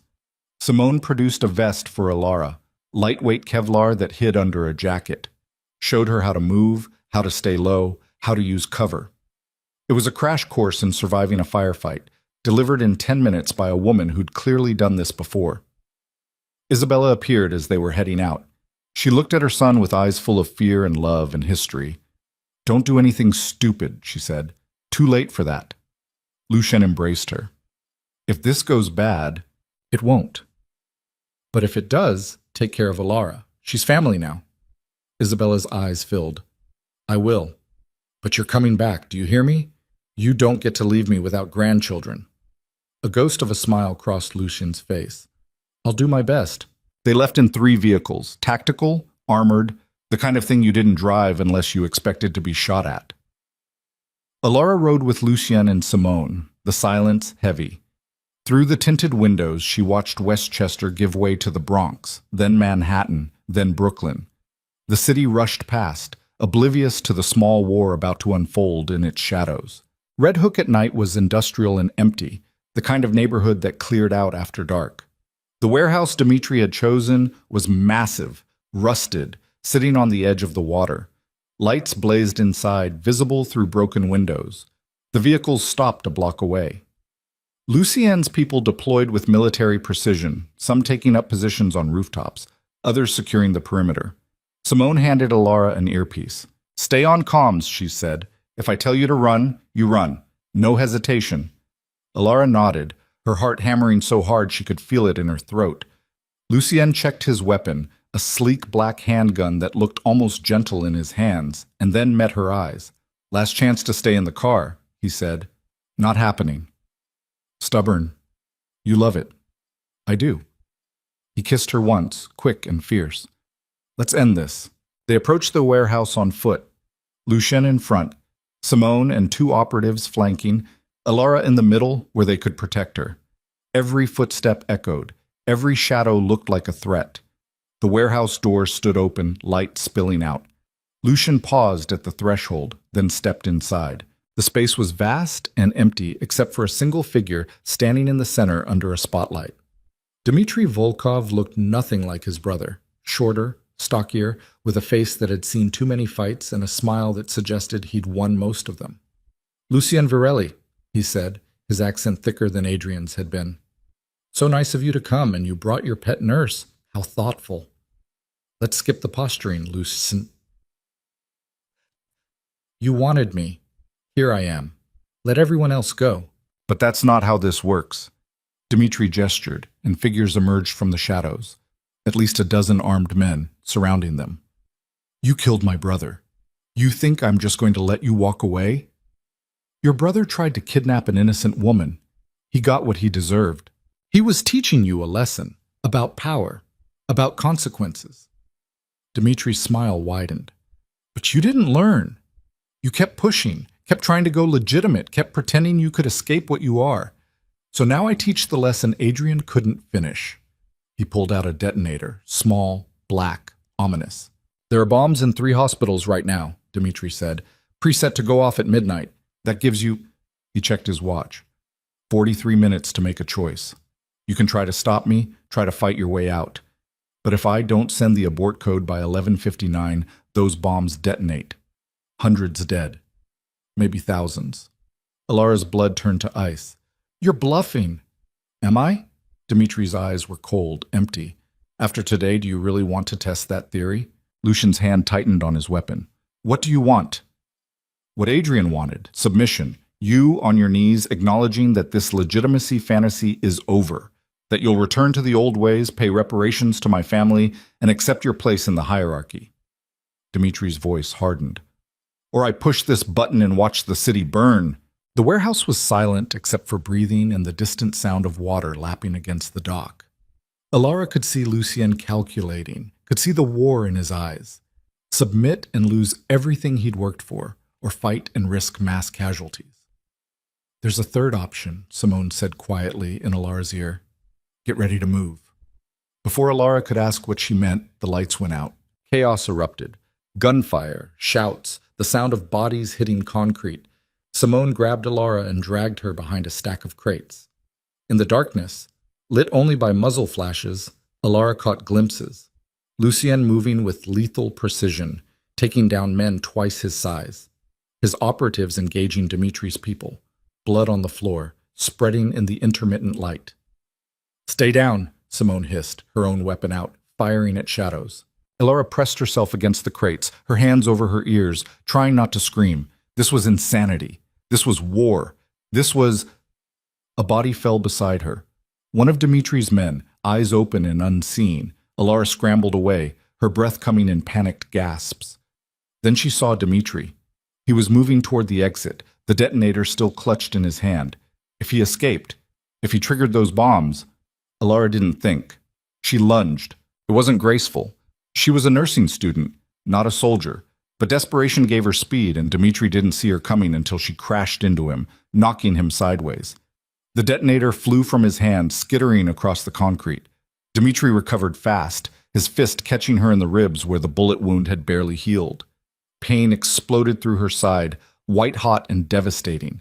She went down hard, gasping. Stupid girl, Dmitri snarled, reaching for the detonator. A gunshot. Dmitri jerked backward, red blooming on his shoulder. Lucian stood 10 feet away, his weapon trained, his face a mask of controlled fury. Touch her again, and the next one goes through your skull, he said. Dmitri laughed, a wet, painful sound. Do it. Kill me. See what happens. He glanced at his watch. 38 minutes. Even if you kill me, you'll never find all 3 bombs in time. Then tell me where they are. No. Lucian's finger tightened on the trigger. For a moment, Ilara thought he'd do it, thought he'd shoot Dmitri and damn the consequences. But then he lowered the weapon slightly. Simone, call the FBI. Tell them we have a credible bomb threat. He kept his eyes on Dmitri. They have bomb squads, K-9 units. If there's even a chance of finding those devices, they won't make it in time, Dmitri said. But sure, watch them try. Watch them fail. Watch hundreds of people die because you couldn't just submit. Ilara pulled herself upright, her side screaming in protest. She looked at the detonator, just feet away, looked at Dmitri, bleeding and smiling, looked at Lucien, torn between vengeance and virtue. There's another way, she said. Both men looked at her. You want submission? She said to Dmitri. You want Lucien to acknowledge defeat? Fine, he does it. Right now. On camera. A complete surrender. Ilara, no, Lucien started. But, she continued, speaking over him, in exchange, you give us the locations. You let us evacuate those hospitals. You let innocent people live. Dmitri studied her, blood soaking through his shirt. And why would I do that? What's to stop him from going back on his word the moment those bombs are disarmed? Because I'll stay with you. The words came out steady despite the terror. As collateral. You keep me until you're satisfied Lucien has honored his agreement. If he reneges, you kill me.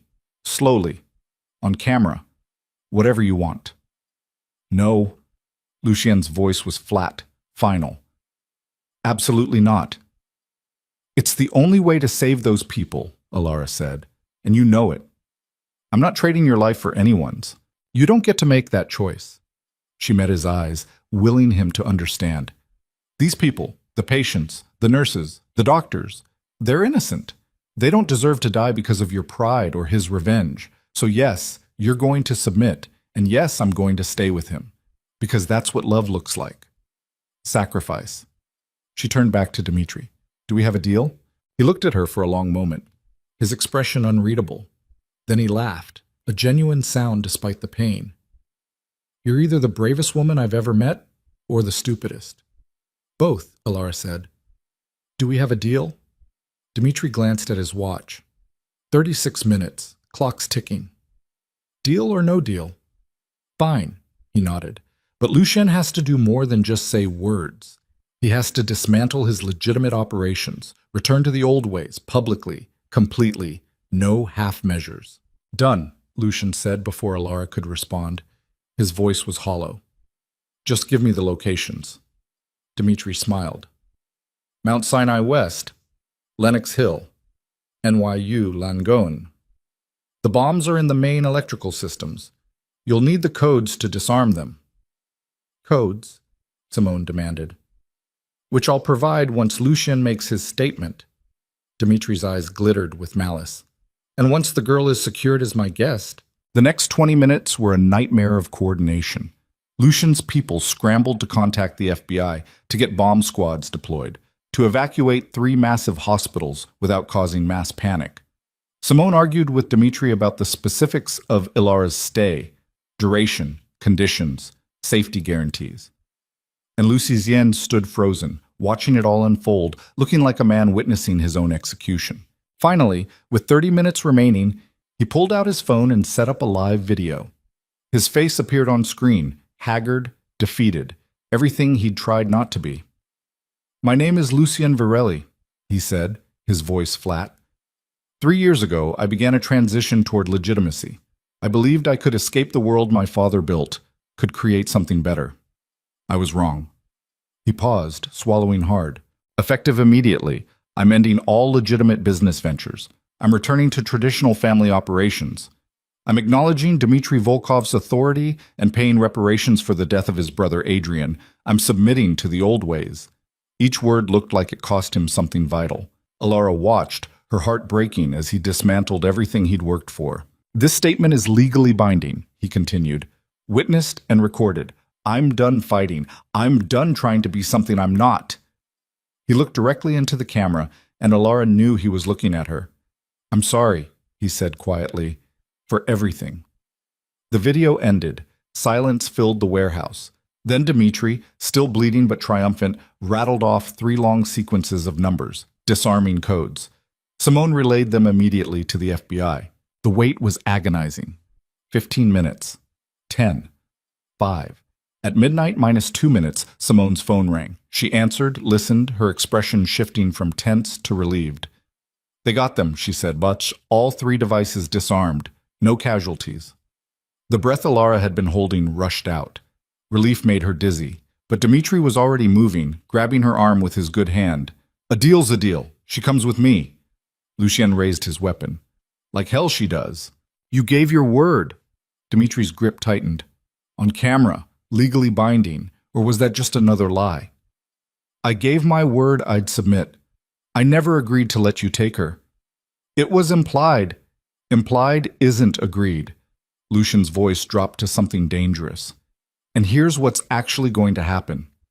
You're going to let her go. You're going to walk out of here and disappear. And in exchange, I won't hunt you down and kill you the way I killed your brother. You think you can threaten me? Dmitri yanked Alara closer, his forearm across her throat. I have... The gunshot was deafening in the enclosed space. Dmitri's head snapped back, a red hole appearing in his forehead. His grip on Alara went slack. He fell, dead before he hit the ground. Alara stumbled forward, caught by Simone. Behind Dmitri's body stood a figure emerging from the shadows. One of Lucien's operatives, rifle still raised. Clean shot, sir, the operative said calmly. Lucien lowered his weapon, his expression unreadable. Get her out of here. But Alara pulled away from Simone, her eyes on the body at her feet. Dmitri Volkov, who'd planted bombs in hospitals, who'd killed 18 people, who'd tried to break Lucien and had almost succeeded. Dead now, his blood pooling on concrete, his revenge incomplete. You killed him, she said. Yes. After promising him safe passage. I promised nothing. I made a threat. He chose not to believe it. Lucien's voice was ice. And I'm not apologizing for saving your life. I didn't ask you to apologize. Alara looked up at him. But you need to understand something. You just murdered a man in front of witnesses. You're on camera confessing to returning to criminal operations. You've undone 3 years of work in 30 minutes. I know. And you did it for me. I'd do it again. He moved closer, his hands framing her face. I'd burn this entire city down if it meant keeping you safe. I'd destroy everything I've built. I'd become my father's son all over again. Don't you understand that by now? I do. Her voice cracked. And that's what terrifies me. Because you were supposed to be better. You were supposed to prove that change was possible.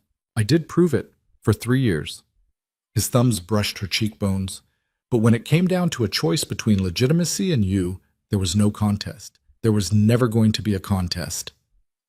Alara closed her eyes, tears slipping down her face. So what now? You go back to being a crime boss? You give up everything you worked for? No. Simone's voice cut through. He doesn't have to. They both looked at her. The bodyguard was holding up a phone, a slight smile on her face. The FBI just arrested 12 members of Dmitri's network, she said, including his second-in-command, who's already rolling over for a plea deal. He's confessing to planning the hospital bombings, to extorting Mr. Varelli under threat of terrorism, to at least 6 other crimes including weapons trafficking and murder for hire. So? Lucien asked. So the video you made, it's evidence of a coerced statement made under duress to prevent mass casualties. The DA's office is already preparing to use it against Dmitri's people. Simone's smile widened. Your confession was made to save lives, sir. Under these circumstances, it's not legally binding. It's heroism. The words hung in the air. Lucien stared at Simone like she'd started speaking another language. Are you saying... I'm saying the FBI is going to spin this as a successful collaboration between a legitimate businessman and law enforcement to stop a terrorist threat. They're going to hold you up as an example of how former crime families can transition productively into legal society. Simone's expression was almost smug. You're going to be a hero, sir. And your legitimate operations not only survive, they're going to thrive on the publicity. Alara started laughing. It came out slightly hysterical, tinged with exhaustion and relief and the absurdity of it all. Lucian looked at her like she'd lost her mind. We almost died, she managed between laughs. Multiple times, and it's going to end with you being a hero? Apparently, he said, and then he was laughing too, rough and disbelieving and free in a way she'd never heard from him. They stood in a warehouse full of bodies and blood and the remnants of violence, laughing like lunatics, while Simone coordinated with the FBI and cleanup crews began securing the scene. Finally, Lucien pulled her close, burying his face in her hair. Let's go home. Which home? Whichever one you want. His arms tightened. As long as you're there, I don't care where it is. Well, 6 months later. The clinic in the Bronx was small but well-equipped, funded by a combination of grants and private donations. The sign above the door read Quinn Community Health Center, and Alara still wasn't quite used to seeing her name in brass letters. She finished checking the vitals on her last patient of the day, a woman with diabetes who was finally getting her blood sugar under control, and made notes in the chart. You're doing great, Mrs. Rodriguez, Alara said. Keep up with the medication schedule and I'll see you in 2 weeks. You saved my life, Mrs. Rodriguez said, not for the first time. When no other clinic would see me, when I had no insurance, you were here. That's what we're here for, Alara said gently. After Mrs. Rodriguez left, Alara locked up the clinic and headed to the small office in the back. The space was cramped but functional. A desk piled with paperwork, a bulletin board covered in thank you cards from patients, a window overlooking a garden that was just starting to bloom with spring flowers. Lucien was waiting by the window, hands in his pockets, looking at the garden. He'd been here when she arrived this morning, and apparently he'd been here all day, working from the small couch in the corner while she saw patients. How many today? He asked without turning. 32. Alara collapsed into her desk chair. We need more staff. I can't keep up with the demand. So hire more staff. I gave you a budget. Your money is our money. We've been through this. He finally turned to face her. The foundation is legitimate. The funding is clean. Use it to help people. That's what it's for. They'd had this argument a dozen times over the past 6 months. Lucien had established the Varelli Foundation with a massive endowment focused on healthcare access and education. Alara had tried to refuse, had insisted she didn't want to be dependent on his money, didn't want the clinic tainted by association with his past. But eventually, she'd realized that was her pride talking, not her principles. The clinic helped people who desperately needed it. And if Lucien's money, earned legally now, scrubbed clean by 3 years of transition, could fund that work, then she'd be a fool to refuse. Fine, she said. I'll hire another nurse practitioner and a medical assistant, maybe a part-time pharmacist. Good. He moved closer, perching on the edge of her desk. How are you feeling? Tired? My feet hurt. Mrs. Chen's grandson tried to eat a crayon and I had to convince him it wasn't food. She smiled despite the exhaustion. It was a good day. Lucien reached out, his fingers threading through her hair. You look happy. I am happy. And it was true. After everything, the violence, the trauma, the losses, she'd found her way to something that felt right. The clinic served a neighborhood that desperately needed it. She got to use her training to help people instead of just emptying bedpans during clinical rotations. She was making a difference, and she got to come home every night to a man who loved her enough to have almost destroyed himself for her. How was your day? She asked. Boring. Conference calls about real estate ventures. A meeting with the mayor about urban development projects. Lunch with a pharmaceutical executive who wants to partner on affordable medication distribution. He made a face. Legitimacy is tedious, but safe. But safe, he agreed. No one's tried to kill me in 6 months. That's got to be some kind of record. Alara laughed. They'd both been waiting for the other shoe to drop, for some new threat to emerge from Lucien's past. But the city had settled into a new equilibrium after Dimitri's death. The council supported Lucien's leadership. His transition to legitimacy was nearly complete, and the enemies who remained had apparently decided he wasn't worth the trouble. Come on, Lucien said, standing and pulling her up with him. Dinner's waiting. You cooked? Isabella cooked. I'm just delivering. He grabbed a bag from the couch. The Italian restaurant. She could smell the garlic from here. She also sent cannoli for dessert and says you need to call her more often. I called her yesterday. She claims it's been weeks. I've learned not to argue with her about time perception. They walked out together, Alara locking the clinic door behind them. The neighborhood was settling into evening, kids playing basketball in the park across the street, families sitting on stoops, the smell of cooking drifting from open windows. This was nothing like the glittering penthouse where they'd first met. Nothing like the violence of warehouses and hospitals and bombs.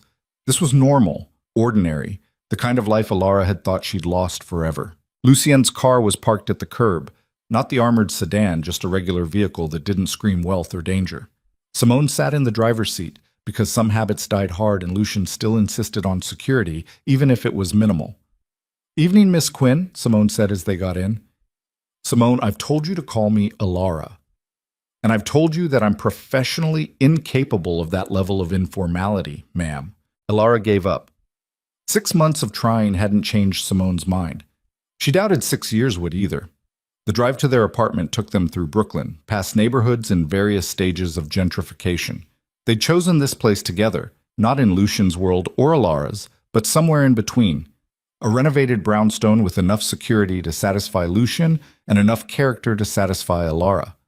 Jenna was waiting on their stoop, looking impatient. "Finally," she said when they emerged from the car. "I've been here for 20 minutes. "You're early," Alara pointed out. "I'm excited. Sue me." Jenna bounced slightly. "Is she here yet?" "Plane lands in an hour," Lucien said, unlocking the door. "You're more excited about this than I am. Because I've never met actual royalty before." "She's not royalty, she's my mother." Same thing in my book. They headed upstairs to the apartment. It was spacious but not ostentatious. Hardwood floors, exposed brick, furniture that was comfortable rather than expensive. Alara had insisted on picking most of it out herself, and Lucien had let her, watching with amusement as she rejected anything that looked too expensive or formal. Isabella was visiting from Queens for the weekend, ostensibly to help plan a fundraiser for the clinic, but really just to spend time with them. She'd become a fixture in Alara's life, calling daily, showing up with food, offering advice on everything from clinic management to dealing with Lucien's occasional overprotectiveness. Angela and Sophie were coming too, for a family dinner that had somehow ballooned to include Jenna and Simone and half a dozen others. It was chaotic and loud and everything Alara had never thought she'd have. As she set the table and listened to Jenna grill Lucien about what gifts were appropriate for a 7-year-old obsessed with dinosaurs, Alara felt something settle in her chest. Peace. Contentment. The knowledge that she'd fought for this, for him, for them, for a future that hadn't been guaranteed, and won. "Hey!" Lucien appeared beside her, his hand settling on the small of her back. "You okay?" "Yeah." She leaned into him. "Just thinking." "About?" "About how a year ago I was a broke nursing student who couldn't pay rent. And now I run a clinic, live with a man I love, and I'm about to have dinner with a family that isn't even mine, but somehow is." "Is that a good thing?" "It's the best thing." She turned to face him. "I know it's not perfect. I know there are still threats out there, still people who remember who you used to be. I know we're going to have to keep fighting for this life we've built." "But," he prompted, "but it's worth fighting for. You're worth fighting for." She went up on her toes, kissing him softly. "And I'd do it all again. Every terrifying moment, because it led here." Lucien's arms came around her, holding her close. "I love you," he said into her hair. "More than anything, more than legitimacy or power or safety, just you." "I love you too, even when you're being overprotective and dramatic." "Especially then," he corrected, and she could hear the smile in his voice. The doorbell rang. Sophie's voice echoed up the stairs, high and excited, talking about a T-Rex she'd seen at the museum. Angela was laughing. Isabella was scolding someone, probably Lucien, even though he was right here, about not visiting enough. This was family, chaotic and imperfect, and built from the ruins of violence and loss, but family nonetheless. Alara pulled away from Lucien, wiping her eyes. "Come on, your niece is going to be devastated if you're not there to hear about the dinosaur." "Can't have that." He caught her hand, threading their fingers together. Ready? Always. They walked together toward the voices, toward the people they loved, toward a future that was uncertain, but theirs. And for the first time in a year, Alara wasn't afraid of what came next. Because whatever it was, they'd face it together. The dining room filled with noise and laughter and the smell of Isabella's cooking. Sophie launched into an enthusiastic explanation of Tyrannosaurus Rex hunting strategies, while Jenna tried to convince Angela that they needed to go clubbing sometime. Simone stood by the window, ever watchful, but with a slight smile on her face, and Lucy sat beside Alara, his hand in hers under the table, occasionally catching her eye with a look that said, "Everything words couldn't." This was the resolution. Not perfect, not without scars, but real and hard-won and worth every sacrifice. Outside, the city hummed with its usual chaos. Somewhere, people were making deals both legal and illegal. Somewhere, threats were being born and alliances were forming. The world kept turning, indifferent to their small victory. But in this brownstone in Brooklyn, in this room full of people who'd fought and bled and survived together, there was peace. And maybe that was enough. Maybe that was everything. Years later, when people asked Alara how she'd ended up here, running a network of community clinics across 3 boroughs, married to a man who'd once been the city's most dangerous criminal, she'd think back to that night in the penthouse, to the choice she'd made to stay when every instinct screamed to run. She'd think about bullets and bombs and 100 moments where everything could have ended differently. And she'd smile and say something vague about fate or timing or luck. But the truth was simpler and more complicated than that. The truth was that love wasn't clean or safe or easy. It was messy and terrifying, and it asked for everything you had and sometimes more. The truth was that some things were worth fighting for, worth bleeding for, worth risking everything for. And the truth was that she'd do it all again, every single impossible, beautiful, terrible moment. Because in the end, this was the life she'd chosen. And it was perfect.